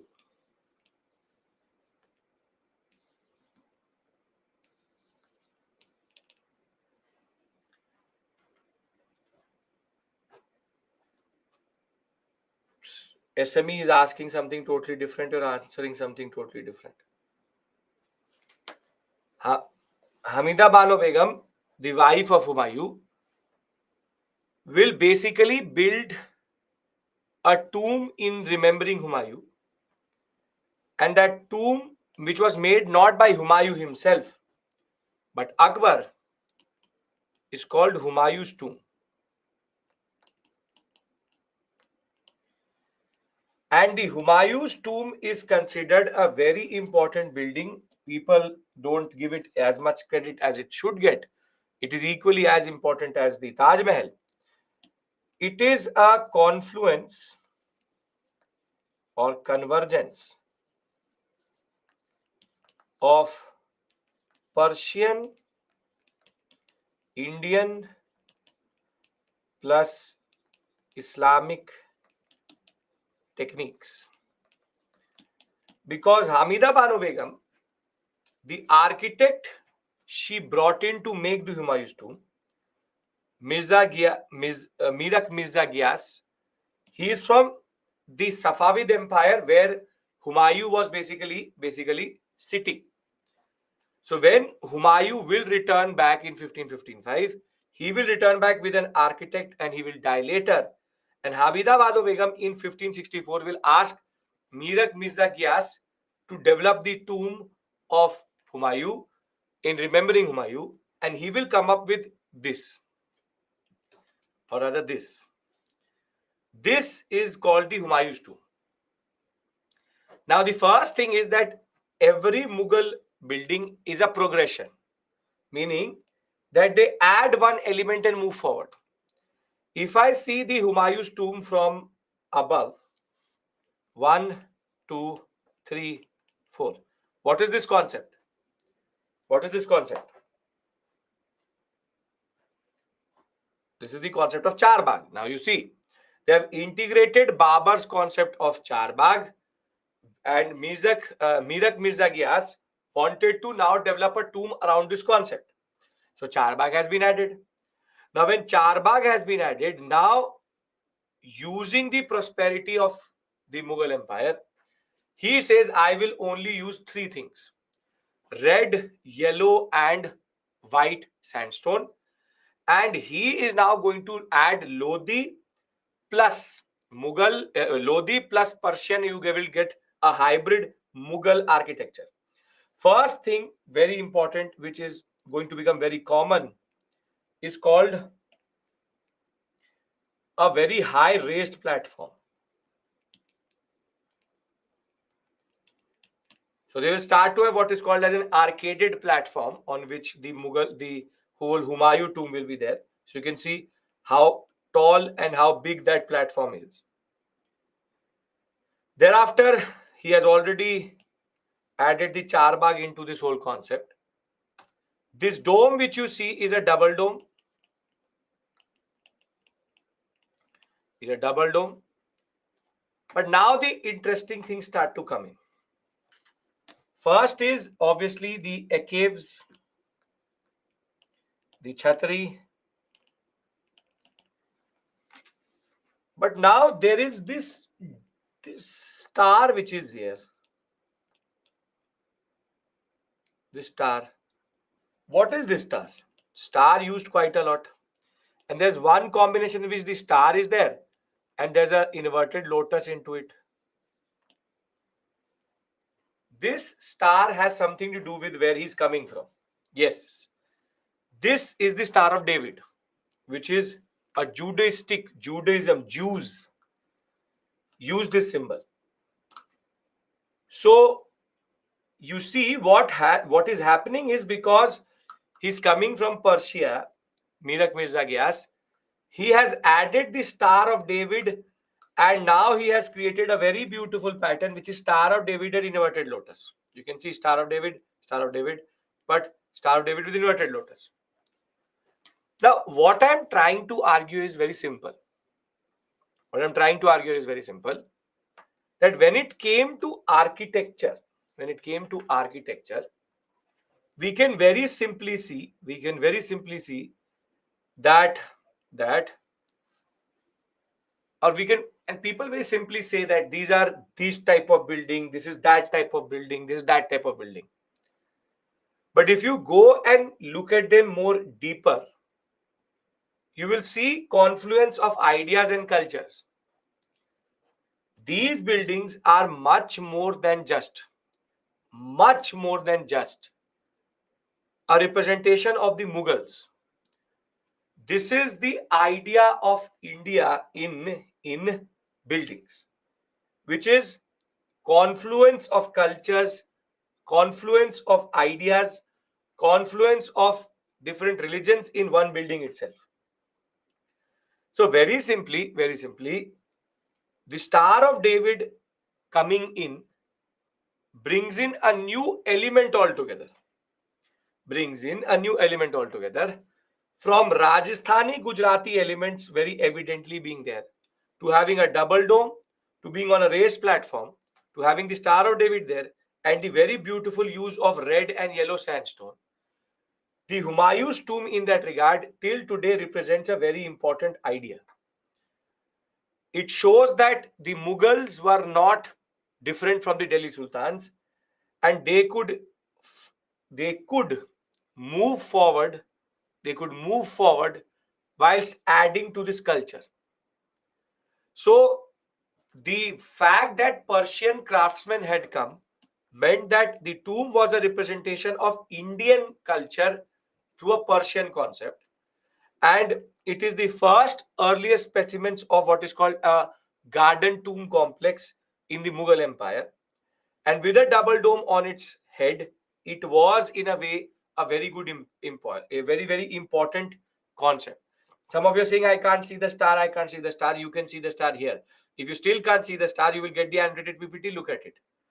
The Chhatri Chhatri and a cave integration is something which balcony cannot, they can't use a balcony. Chhatri and a cave integration shows confluence of three things. First, Hindu, Rajasthani, Gujarati, Star of David, which means Judaistic Persian, and the fact that Charbagh has been added and every other element. See, the arch is still there, the dome is still there. So they are using what the Delhi Sultans gave them and they're making something better and bigger over it. Better and bigger over it. And this is the beauty of this period, which is that somehow we see everything coming together. I am trying to do this activity with you before I go to Akbar in order to make you understand something. Please. There are multiple misconceptions. I have already told you what is the Delhi Sultan contribution. I will, by the end of this class, also tell you what the Mughals have done. But there's a misconception. And you would see it in the news, you would see it on your WhatsApp messages. You could you yourself be having that notion. Your teachers, your people around you would say that this building is ours, that building is not ours, or our, this, that, this, them, they, the othering of that concept. What I mean to say that if you say that the Humayun's tomb is not part of Indian culture or Humayun's tomb is not part of India's cultural expression of its subcontinental ideas, then you are robbing yourself of a very important moment where if India is unity in diversity, then all of these buildings are a representation of that. And India is unity in diversity, and these buildings in a way are confluence of it. They show 3 to 4 different cultures coming together, and progressively from 1206 to 1707, for these close to 5 to 600 years, we became better, buildings became better. And the reason why Taj Mahal is called Taj Mahal or is considered to be one of the 7 wonders in the world is because, as I will show you, every element which started in 1206 in Delhi Sultanate comes and in a way converges at Taj Mahal. From what Qutbuddin Aibak did till what Akbar did till what Shah Jahan will do, everything comes together. Are we clear about this idea? Because you have to write mains answers, there needs to be a little bit of an understanding there. Can I now move to Akbar? Akbar is a big section. Shah Jahan, Jahangir small. Shah Jahan again big. Okay. Now, when we talk about Akbar, see, for the purpose of the examination, whatever you have to write is given on one slide. Akbar's basic contribution to architecture is as follows. Use of red sandstone. Tribated structures come back. Now, where had we previously seen tribated structures? Quite a lot.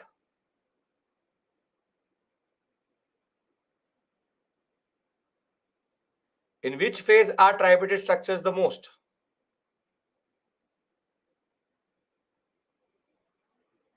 Temples. Temples. So basically, Akbar brings back temple-based construction styles. And I will show you that some of his buildings did not even look like Mughal buildings.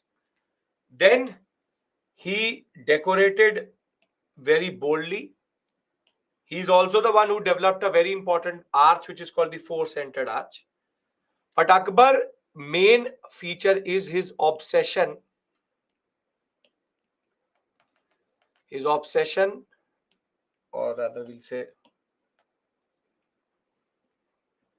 his extensive use of Rajasthani and Gujarati techniques. And over and above that, he's also the one who changed Islamic patterns and designs. Red sandstone was used. Yes, red sandstone is the main material which Akbar will use. If you see a red sandstone building, you know that it is Akbar. Mona Lisa diff separately. Sasarama will discuss with you separately. Now, this is called a four-centered arch. Now,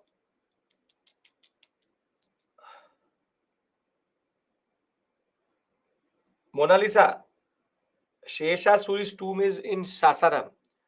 The tomb which you are referring to next to it, it's yes, Isa Khan's tomb. Isa Khan was one of the generals of both Humayun and Sher, and it has been made in a totally different pattern, which is very Indian design in that regard. Now, a four-centered arch.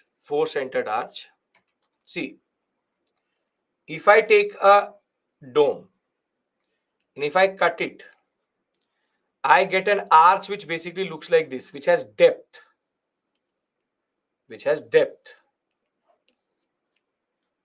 So this is called a four-centered arch. Basically, it's the concept that you divide the weight in such a way that it is divided at 4 points. You don't have to become an architect to write this. Just write four-centered arch is Akbar's contribution. Now I have written here 3 to 4 points. 1, 2, 3, 4, 5, 6, 7. Can I show you these 7 points? Because this is for the examination. Your job for the examination is done. I want to rather show you these 7 features at work. Can I do that? Okay. So you see, first phase is in Agra Fort, where we see the first most interesting buildings. And the second phase is Fatehpur Sikri. Now, the problem with Agra Fort is, except for Jahangiri Mahal, all other buildings, if you've ever been to Agra Fort, you will see that within Agra Fort are all marble, except for Jahangiri Mahal. The reason is because all of that was remodeled by Shah Jahan later, and Shah Jahan is the marble guy. So, the only building within Agra Fort, a fort constructed by Akbar himself, is Jahangiri Mahal, which actually represents him. But the most representative pattern of Akbar's design is Fatehpur Sikri, which is a city which he will establish after winning Gujarat. So, the Agra Fort, as soon as you see, it represents power. As you can see, the way it is constructed, it is a symbol of power. When you see the Agra Fort, Akbar wanted to instill fear. But what is more interesting is that you have again two things which should not have been there but are there, which is the inverted lotus. So even when it came to the most powerful Mughal emperor, he always made sure, and Mughals will do this because this was already a norm, the inverted lotus, the lotus will always be there in the beginning of every door. And if you look at the main gate is this one, not this one. So if I look at this, what is called the Lahori gate of Agra and the Delhi gate of Agra, you will see a certain pattern, and all gates refer to where they are going. So this is the Delhi gate. You will see all the elements which I was talking about. See, Rajasthani balcony, Chhatari, and a cave. So you see, he is now adding the elements which he is picking up from the Rajputana influence. And now Akbar will get obsessed with the Chhatri. He will literally get obsessed with Chhatris. But if I go to the Jahangiri Mahal, I can see how Akbar is now bringing back temple type of construction. See, Jahangiri Mahal is 2 floors. But you can see Akbar had one more thing, which was that he used to use arches as a decorative device. So these arches have nothing as purpose just to decorate. And if I look it from the inside,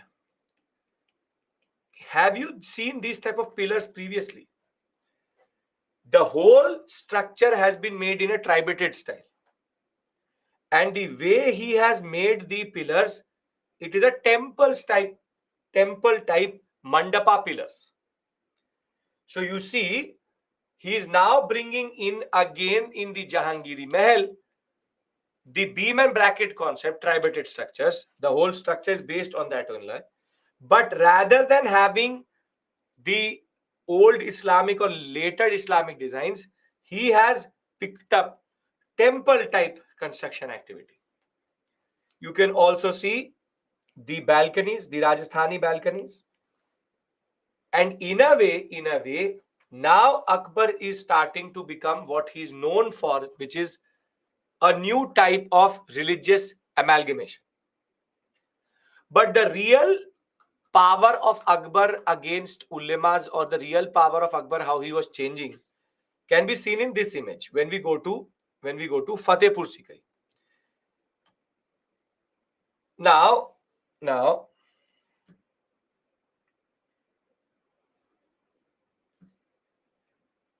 can anybody tell me what this building is?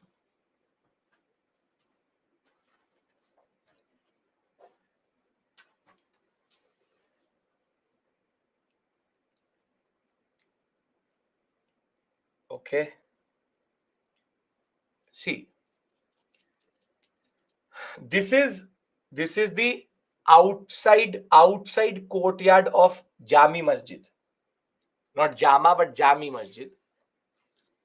But if this is a masjid, then where are the minars? Where are the minars?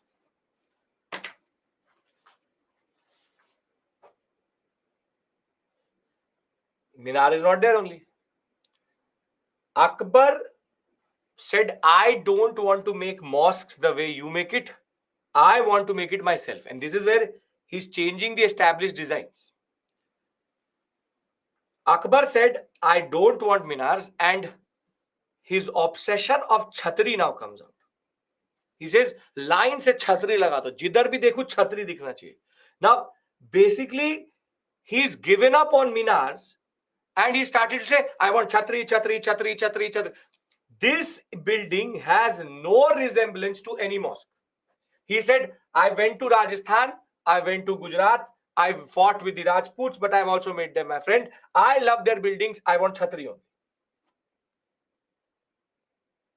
But if that is not enough, inside the Jami Masjid, what is this?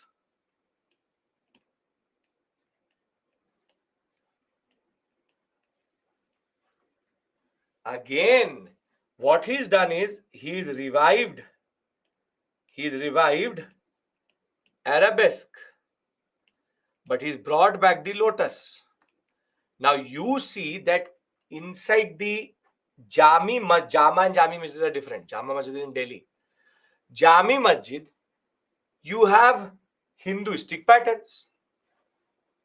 But now the point was that by this point of time, it was not a Hinduistic pattern.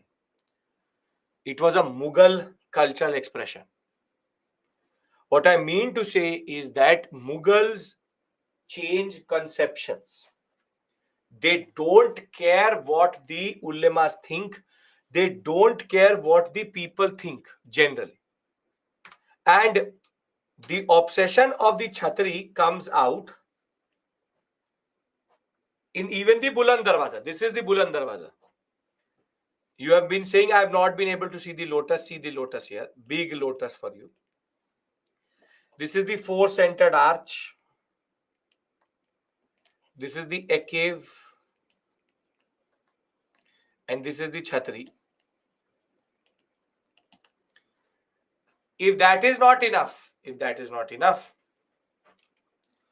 go to the inside side. And what do you see? Chhatri, chhatri, chhatri, chhatri, chhatri, chhatri, chhatri, chhatri, chhatri, chhatri, chhatri, chhatri, chhatri, chhatri, chhatri, chhatri, chhatri, chhatri, chhatri, chhatri. Lotus, lotus, lotus, lotus, lotus, lotus. 4 arches. Bhai, chhatri is a Rajasthani thing. He loves it. And he says, I only want chhatri.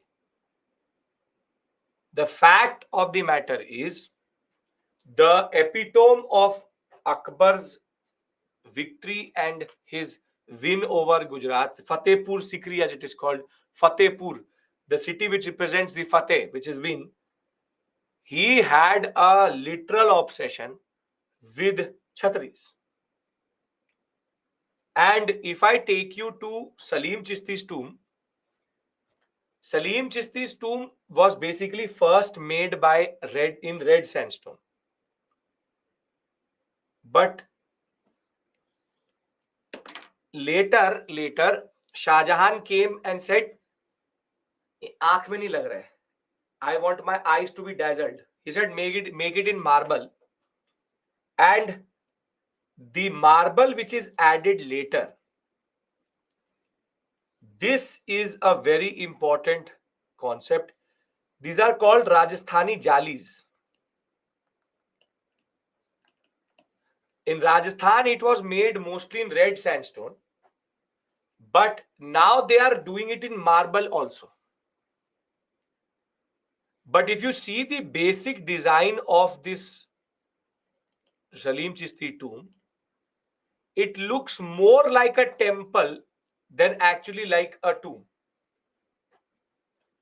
If you actually look at it, it has the same striated design, it has the same temple design, it has the same way of having the chhajjas out. This is called a chhajja, which is a rain guard, is as you called it. And the level of carving, if you see, they are doing in marble. They are now working on marble and jali in such an intricate way that they are able to poke holes without breaking the marble. This is where our marble techniques and marble concepts became next level altogether. Now, if I take you to Jodhabai's palace, ignore the guide making a fool out of those foreigners. If I go to Jodhabai's palace, now I'm back to a very interesting concept.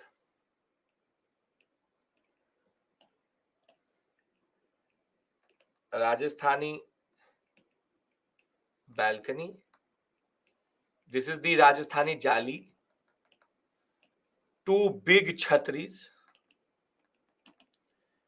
Arches for decoration. And didn't I tell you that arches were made like this in the previous period? That we used to make arches like this.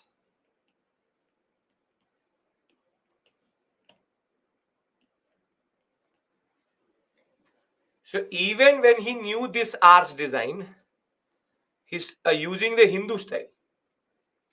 And if you can make out, I don't know how much you can make out. The Star of David is here with the inverted lotus inside it. And this is why Akbar is Akbar. So very simply, the Jodhabai's palace, Jodhabai's palace is in a way, very, very important. Sir, you said Jodhabai is the name created by movies. Hindu princess name is Harka Bhai. सही बात. We have रख दिया नाम इसका जोधा भाई. What should I call it? They've kept the name as Jodha Bhai. If I actually tell you about Jodha Bhai, then you will not even believe me. This Jodha Bhai thing is actually created by Colonel Todd. Colonel Todd is a British officer. Jodha Bhai was not the wife of Akbar, but the daughter-in-law of Akbar. Harka Bai was the wife of Akbar. Jodha Bai was the wife of Salim, Jahangir. But Todd mixed up these two women together. Jagat Gosai, 3 names together. Jagat Gosai, Harka Bai and Jodha Bai. He said all 3 are the same. So that whole movie is actually not about Jodha Akbar. It's not about a husband and wife. It's a Sasur and Bahu story, which is father-in-law and daughter-in-law story. So the problem is that the British have messed up a lot of things. So leave it. It will shatter a lot of your notions. So why not? I have been holding on to this information throughout this course. I was waiting for somebody to accuse me of saying that you don't know Harka Bhai. Well, Harka Bhai is different. Harka Bhai most probably is the wife of Akbar, and Jodha Bhai is the wife of Salim, Jahangir.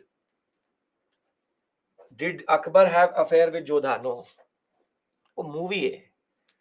That should not be called. It should be called Harka Akbar, not Jodha Akbar. So the problem is that Colonel Todd, Todd, Satish Chandra actually wrote a letter to that director, pata nahi kya, but I don't remember his name, whatever his name was. Some important person only, or some good director. Whoever made that Jodha Akbar movie. He wrote a letter, Satish Chandra wrote a letter to him. Bansali, no, it's not Bansali. I don't know, it's not Bansali. Whatever it may be. Ashutosh Gowarikar, yes. He wrote a letter to Ashutosh Gowarikar that what movie you're making is not Jodha, it should not be called Jodha Akbar. Jodha was the wife of Salim, not Akbar. But he said, "Ab to ban gaya." What can we say? He said that in popular imagination, this is Jodha Bhai's palace because we call it Jodha Bhai's palace. You want to call it Mona Lisa's palace, you want to call it Harka Bhai's palace, you want to call it your own palace, that is totally your call. So, whatever it may be, right? Who built this palace? Akbar did. Akbar did a lot of things, and that is one of this. Can I move on? So, before accusing me of something, remember I know more than you about these things. So, can I move forward? Yes. I was waiting for somebody for sure says to me, Harka Bhai, Jodha Bhai. Can I move forward, please? Yes? Still in shock? Yes or no? Yes. Okay.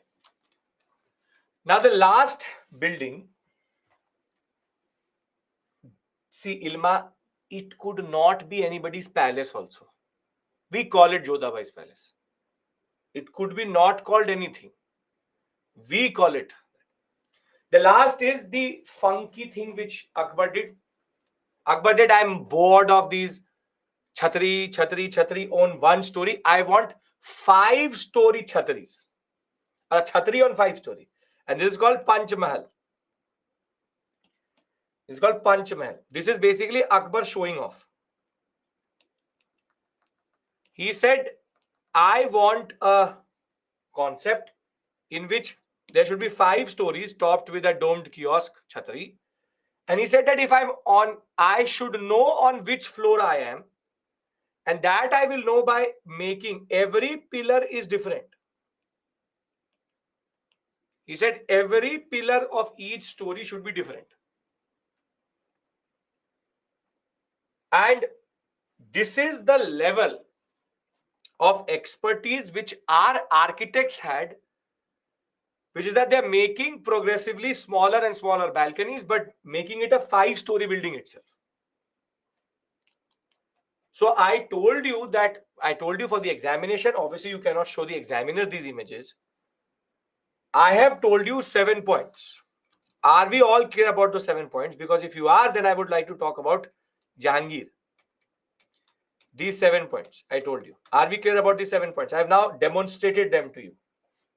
Yes, change Islamic pattern and designs. which he did, for example, Jami Masjid. Extensive use of Rajasthani Gujarati techniques, Chhatari, Chhatari, Chhatari. All, or rather,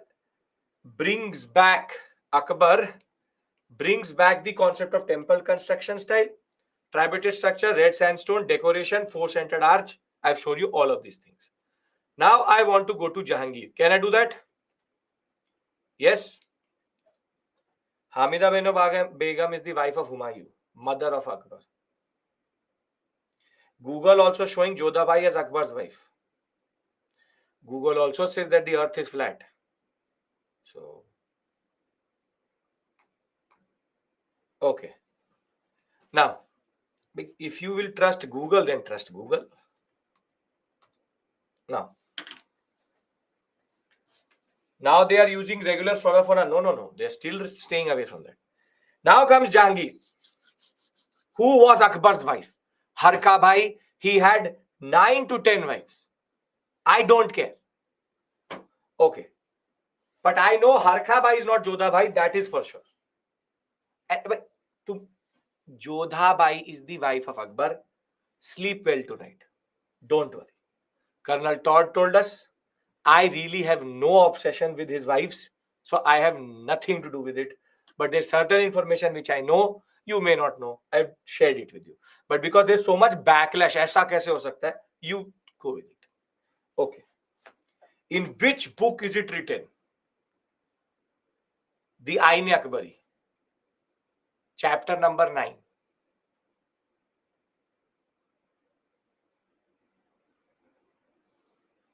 If you want the translation, I'll be happy to give it to you.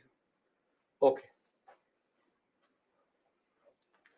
Colonel Todd has written what is called the History of Rajasthan. It's called the Brief History or something called the History of Rajasthan. In that he wrote the story of Bharmal. In that he's talked about two daughters, Harkabai and Jodhabai, but he's used it interchangeably. That is the problem. Leave it. Okay. And nobody's going to ask you who's Akbar's wife. That is too easy a question. Now, Jahangir is not an architecture guy. He's more of a paintings person. And I will show it to you on Monday how he is the master of painting. But before Akbar died, he designed his own tomb so that it could be made just near Fatehpur Sikri in a place called Sikandra. It's a place called Sikandra.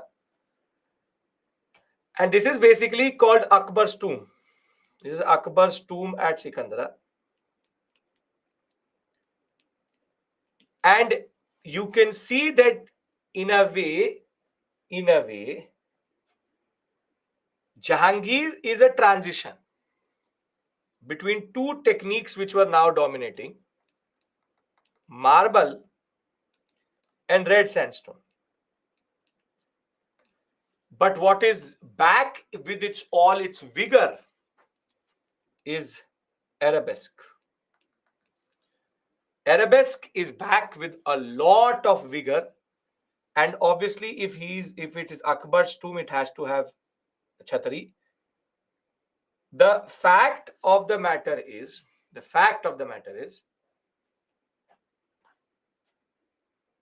Jahangir's contribution was just to transition from red sandstone to marble. But the most important point which you need to know is that it is not Jahangir who contributed in the most important way.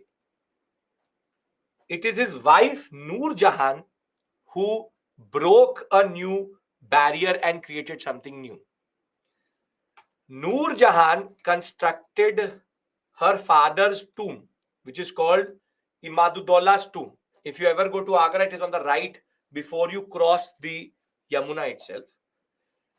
Imaduddaullah's tomb, this is the tomb of Noor Jahan's father. It has a new decorative technique, and that is called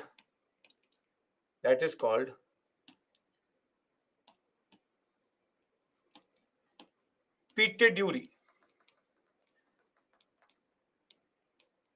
It's called Petra Dura, but it's called Pittaduri.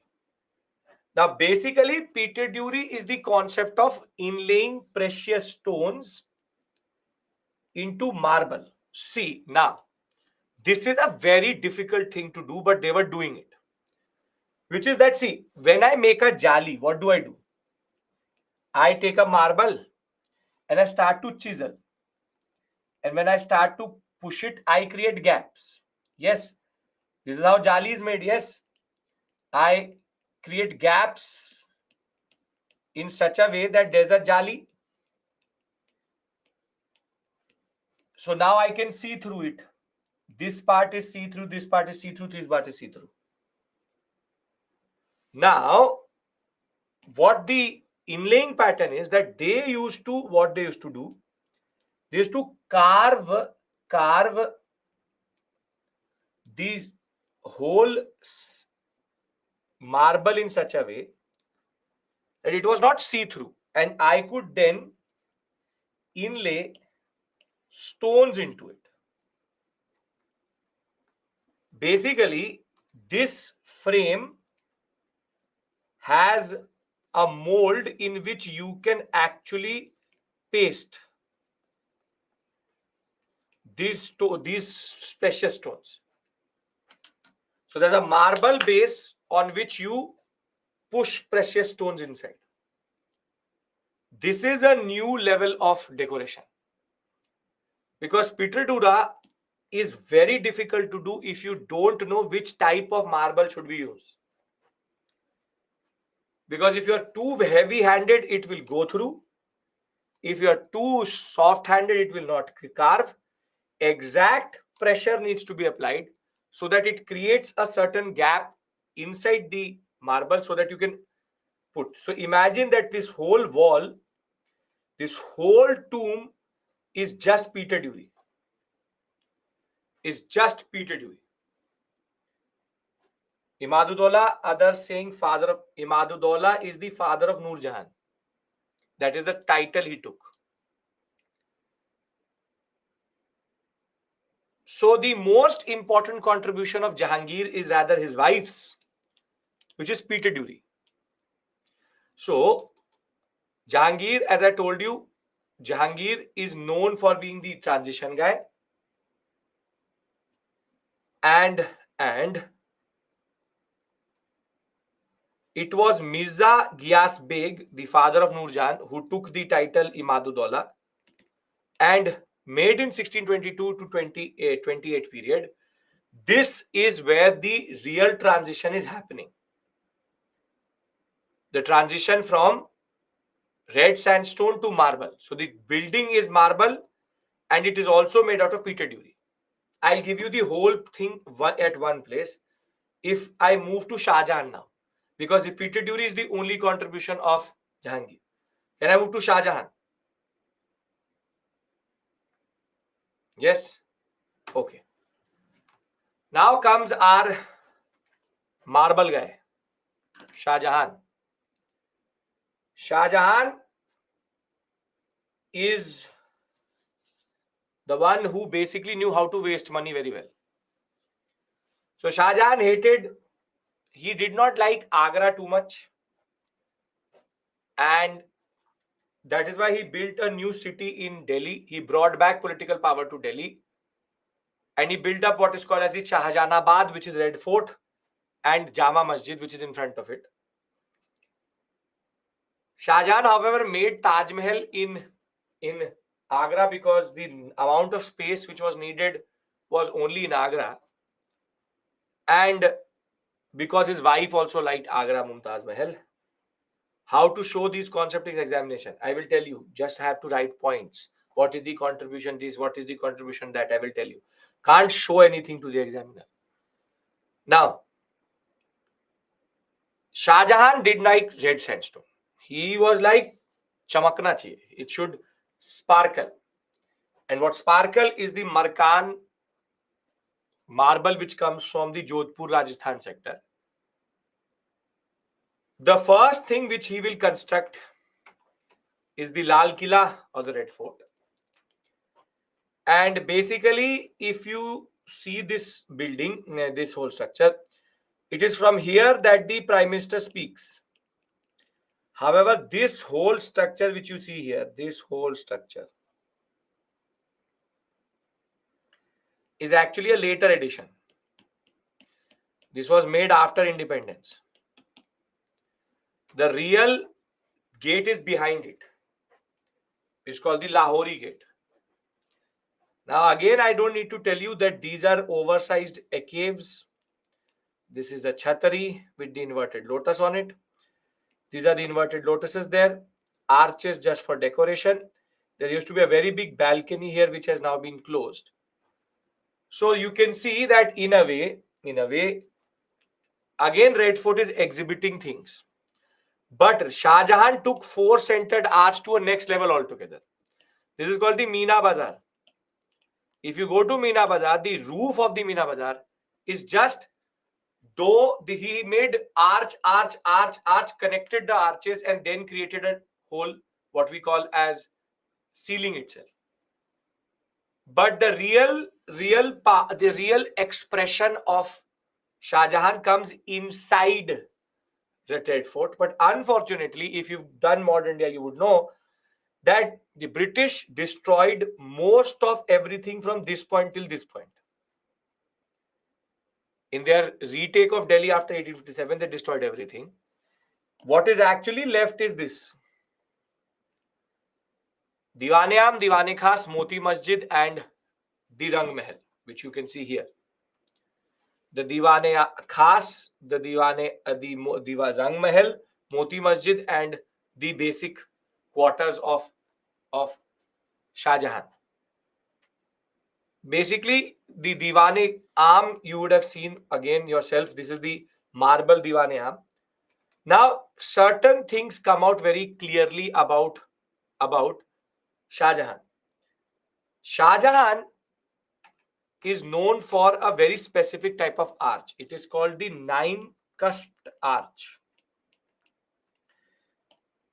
If I'll count these cusp means this: 1, 2, 3, 4, 5, 6, 7, 8, 9. This is called a nine-cusped arch. You have the Chhataris again, but in anywhere where you find this nine-cusped arch daunted by a lotus or topped by a lotus, it is Shah Jahan's way of making an arch. He was so good at it that in throughout Diwane-am, he had it. And this is what is called as the peacock throne, from which he used to do what we call as the Jharokha Darshan. Peacock throne. Now, looking at the peacock throne, can anybody tell me any specific, a very interesting thing?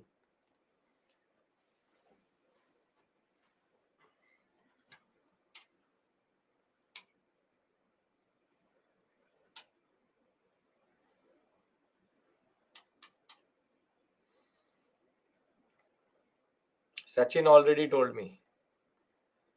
Where have we seen this type of a roof? Yes.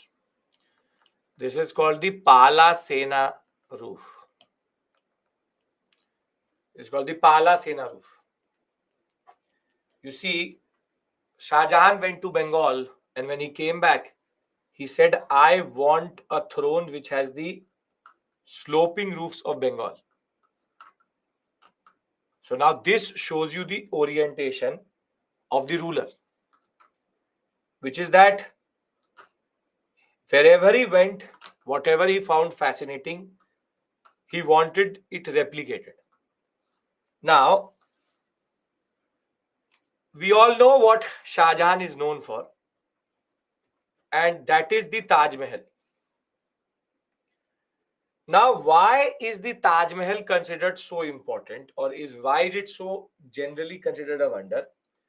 Because the Taj Mahal is basically a culmination of all techniques from Delhi Sultanate to Mughal. Now you see how. Now you see how.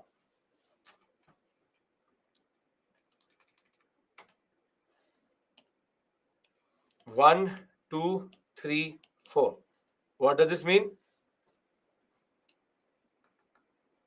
Charbagh, Babur.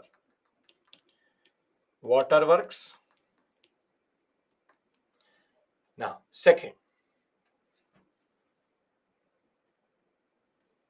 Chhatri, Chhatri, a cave, a cave.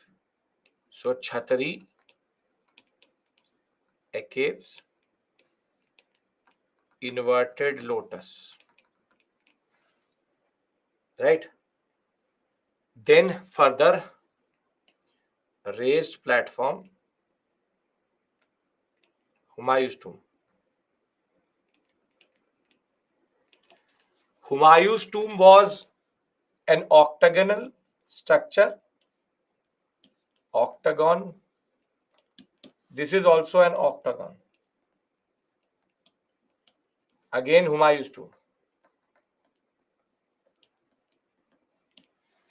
If that is not enough, if I go a little bit more closer, Pietraduara, Arabesque. Arabesque.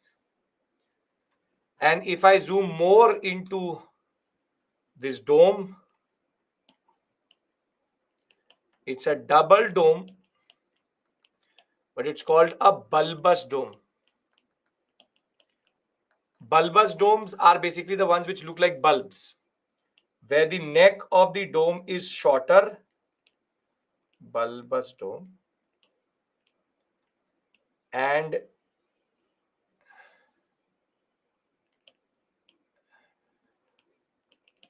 this is called a bulbous dome, where the dome is protruding outside its neck. So you can see here, that is it, bulbous dome. But the real strength of Taj Mahal is, yes, a culmination of all things which we saw previously. But the real, this is an cave. People who wanted to see an cave, this is an cave. The real strength is, this is a four-centered arch.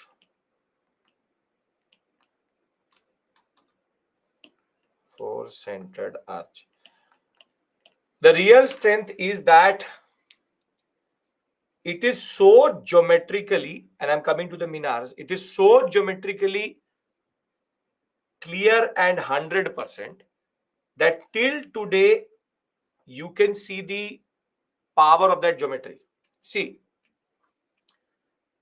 if you will ever go to Taj Mahal, and if you will, at the entry gate of the Taj Mahal itself, the minars have been made in such a way that you can only see two minars. So if I'm seeing from here, or seeing from here, I only see two minars. And the reason is that the four minars or the two minars which are parallel to each other have been made in such a way that they are so geometrically similar that it seems that there is only one minar. Though there are two minars, they seem to be one. This is the level of accuracy which they had. Brick to brick, height to height, exact. That is why it's called a wonder, because today if I ask you to sign on a check, you will sign different ways in three checks. We don't sign the same way. They have created four minars which are seemingly 100% identical. And arabesque is the technique which was developed previously. Pietraduara is inlaying technique. Arabesque is doing something above that. You see here, arabesque is being done on it. It's writing. Pietraduara is inlaid into the marble. Now it's not that people did not want to copy. Show once a cave and Chhatri separately. Are ye raha a cave, and this is Chhatri. Chhatri I showed you multiple thousands of Chhatris. I've shown you this. Now it's not that nobody tried to copy the Taj Mahal.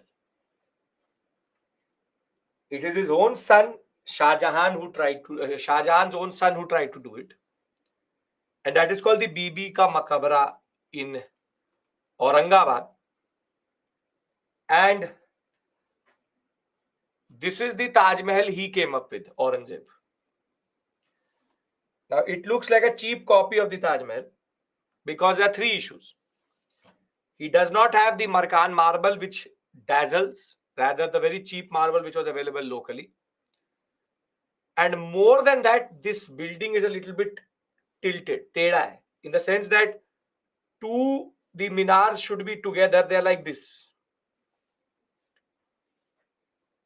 If you will go to the Safdarjung tomb in Delhi, you will again find resemblances where they're again trying to copy Taj Mahal. But the problem is Taj Mahal was made in such a way that copying it is very, very difficult. So why do we say that Taj Mahal is Taj Mahal? Because Taj Mahal is a culmination of all processes which we've seen till this point. Now, what I want to do is, I want to make a table. And in that table, I want to add everybody's contribution, Mughal contribution, so that you know what to write in the examination if somebody asks you, what is the contribution from Akbar to Aurangzeb? Aurangzeb, as it is, will not build anything else. He'll try to copy the Jama Masjid, which he will be able to little bit at Lahore. What's called the Badshahi Mosque, he'll be able to do it, but again, not fully. The simple point is that Shah Jahan is Shah Jahan. He did not have, an Aurangzeb did not have his father's vigor. He will make one, what is called the Bibi Ka Maqbara, which is to his Rabba ul Duran was the wife of Aurangzeb. He will try to copy it, will not happen. Badshahi Mosque was okay. Now, let's talk about Shah Jahan and Jahangir and then we can do it.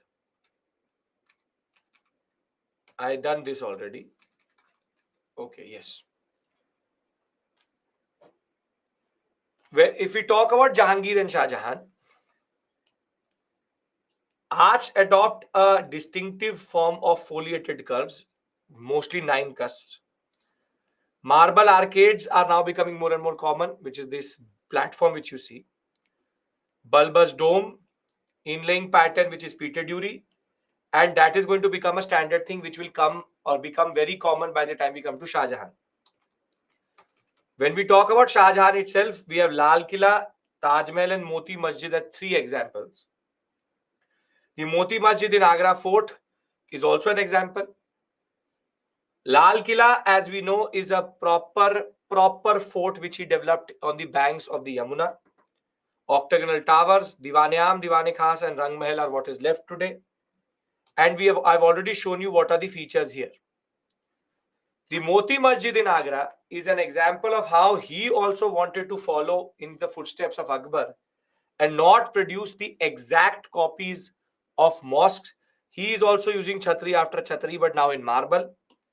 And the concept of an arcaded pillared hall is something which he had picked up again from his grandfather, which is Akbar. But now that distinctive 9 foliated arch is also there. Thereafter, when we talk about the Taj Mahal itself, it is an octagonal pavilion based on its construction will start in 1632, will be completed by 1643. Taj Mahal is a square building but still has 8 sides. To west, there's a mosque. It has a bulbous dome itself. Further, there are 4 corners, 4 circular minars. Inside, what is the beauty is that if you go inside the Taj Mahal, you'll find what we call as axial halls in each area, in each direction, which is that there's one main hall and then inside it you have 4 halls itself. The Jodhpur Makran quarries had given this marble which gives it such a beautiful tinge, and the 4 quadrant concept, the Charbagh concept, is also at display. Now what I'll do is I'll consolidate. I've given you these two slides in which all forms of arches and domes whichever existed have been given to you. This is only for your reference so that you can understand the evolution. What I want to do is I want to just give you a 5 minute breather here. I know it's 9:05. I want to give a 5 minute breather because I want you attentive, wherein I make that table. Can I do that? Yes? Perfect. So we come back at 9:11, and the last 20 minutes I want to consolidate everything, and here we'll stop itself. Right? Okay. Don't leave. Very important consolidation.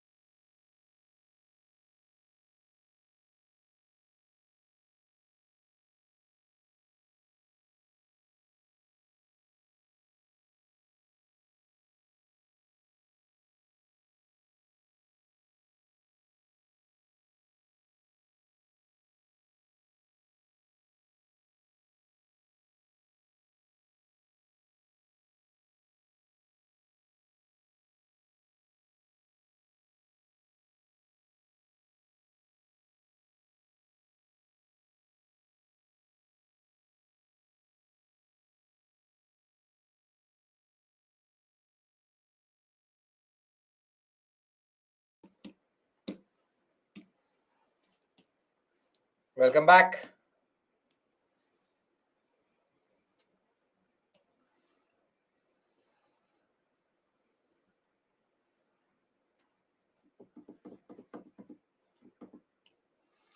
Okay, we consolidate.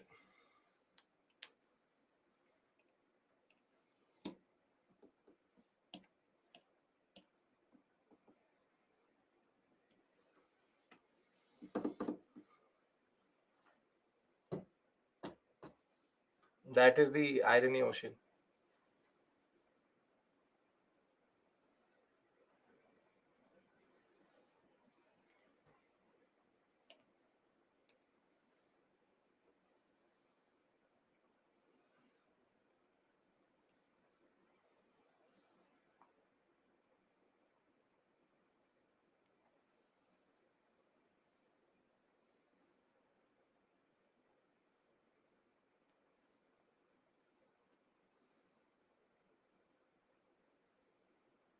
This is a straightforward area. It's not difficult if you understand the concepts. It's totally clear. Is it true that he chopped off the hands of the people? Sure. It is a saying. Most probably would be true only. It's not a documented fact, it's a saying.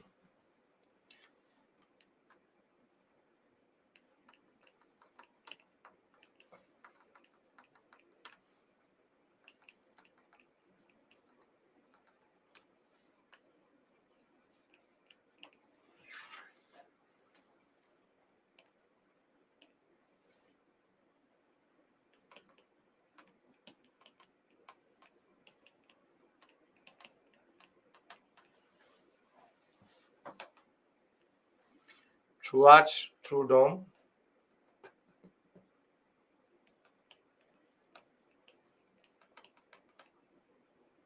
arabesque.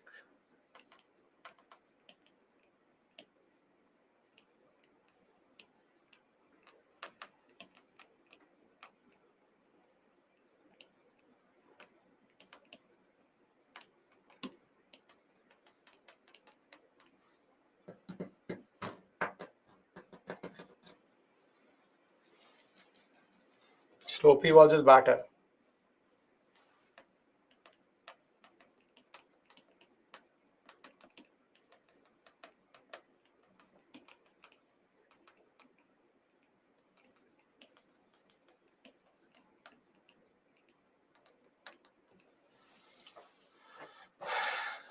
Then we can add also this.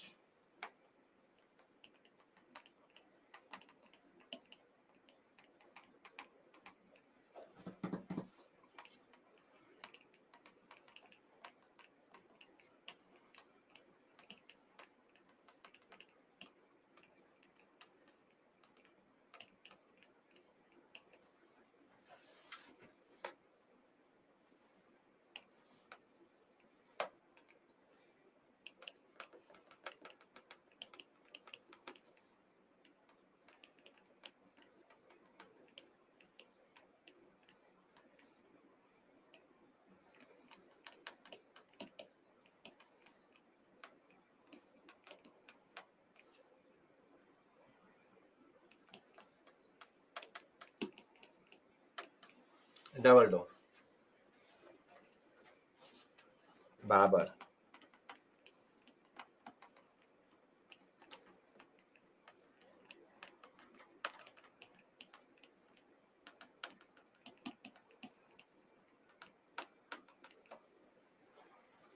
Humayun.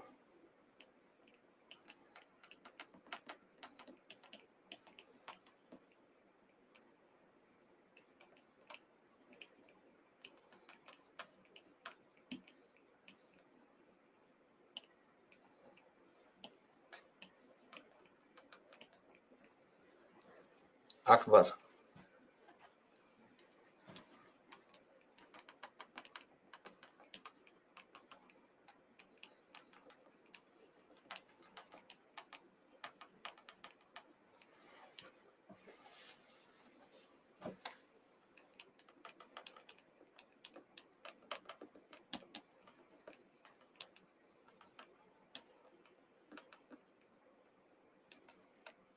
Not adding Noor Jahan. Shreyans, tell me the incorrect thing in your question. Why have I not added Noor Jahan till this point? You know the answer. Why you are wrong? Tell me.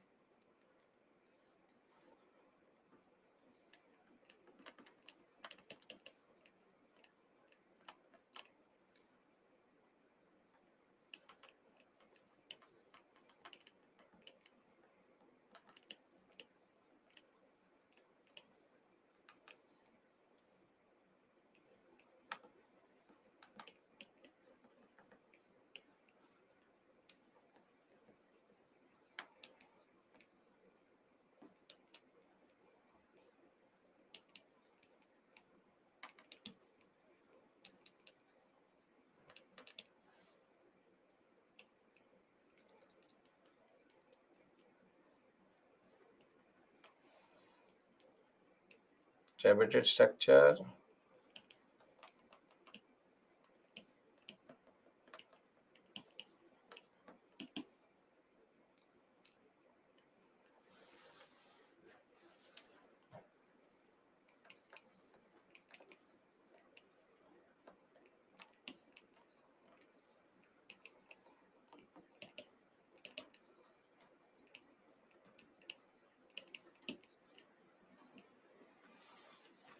Okay.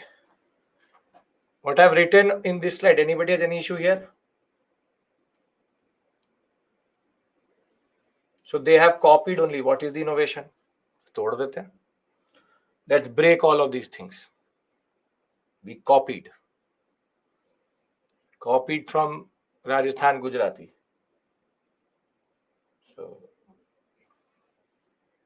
no merit at all. 0 out of 100. Firstly, nobody is asking you that question, Megha. That all architecture is copied only. Beam lintel. Delhi, Lodhi's, Babar, Humayun, Akbar. Anybody any issue? Because 2 are left. Arabesque is not going to be. Arabesque is used. It will keep on be using. It is Jahangir who will revive Arabesque out. No issues? Marble dome, beam and lintel. Okay. Limestone mortar, marble beam tell. Don't do this Gajni effect within 1 hour. Some of you are asking what is beam lintel. Within 1.5 hours you forgot.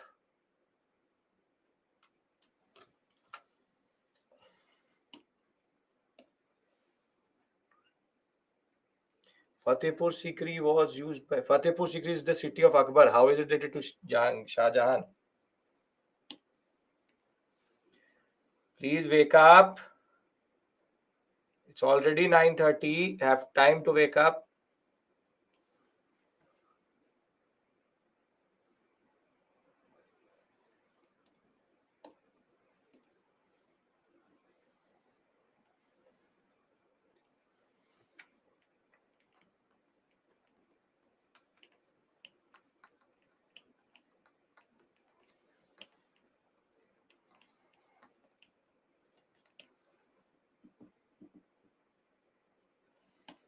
There was no temple building in medieval period. Yes, there was. Background it was happening under the same Nagara Dravida, and Cholas are contemporaries to Delhi Sultanate for a very long time.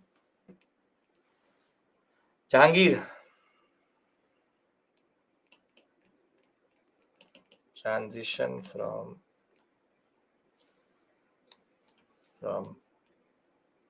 sandstone to marble. Arabesque is used again extensively. Noor Jahan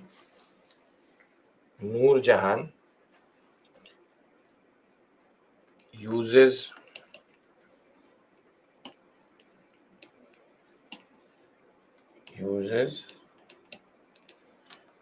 Pitradura for the first time. Pitradura as a new decorative technique.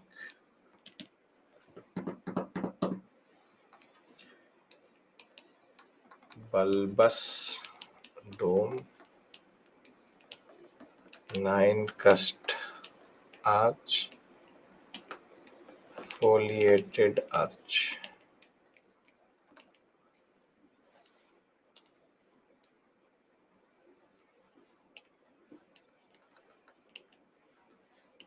Thereafter,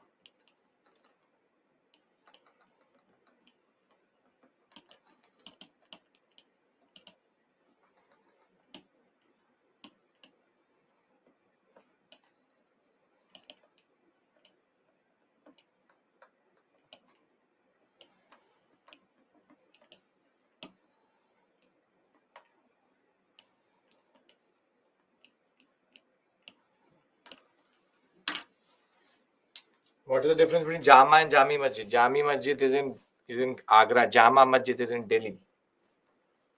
Are we clear about the contribution of about medieval architecture? Again, another 35 to 40 pages of your Nitin Singhania covered today. Shah Jahan is the first one to use proper Rajasthani jalis. This and this. No contribution means added nothing. Copied. Shah Jahan, last line. Taj Mahal is the culmination of all techniques and styles since Delhi Sultans. Taj Mahal is the culmination. Sir, but Delhi Sultans use marble. One person using marble and the whole construction in marble is different things.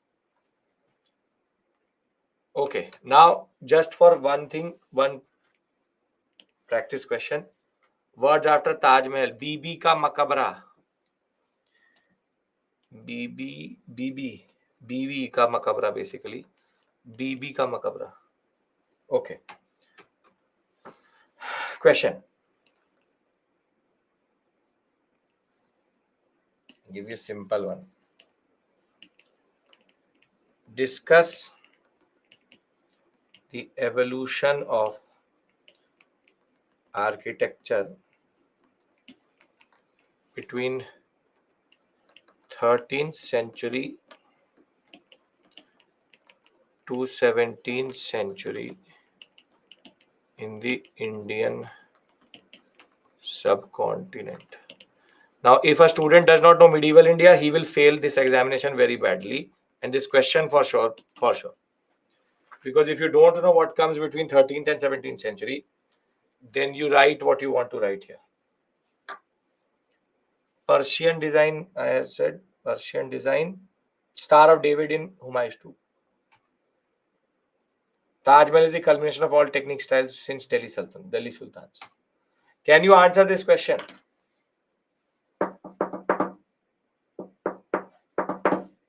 Yes?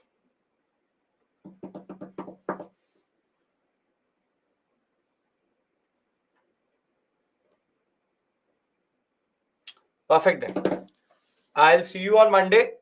We discuss modern architecture, then go into painting, then after sculpture.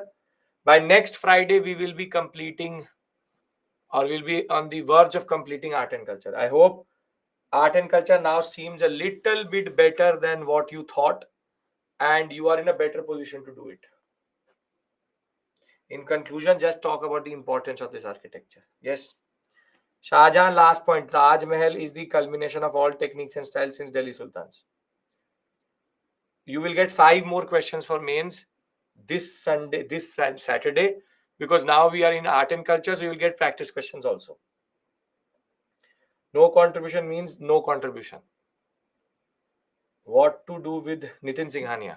I'll tell you what to do. Let me first finish that 90-page chapter first. Thank you.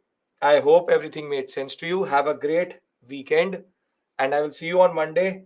We will take this story forward and cover everything as we need to. Thank you. Take care and bye-bye.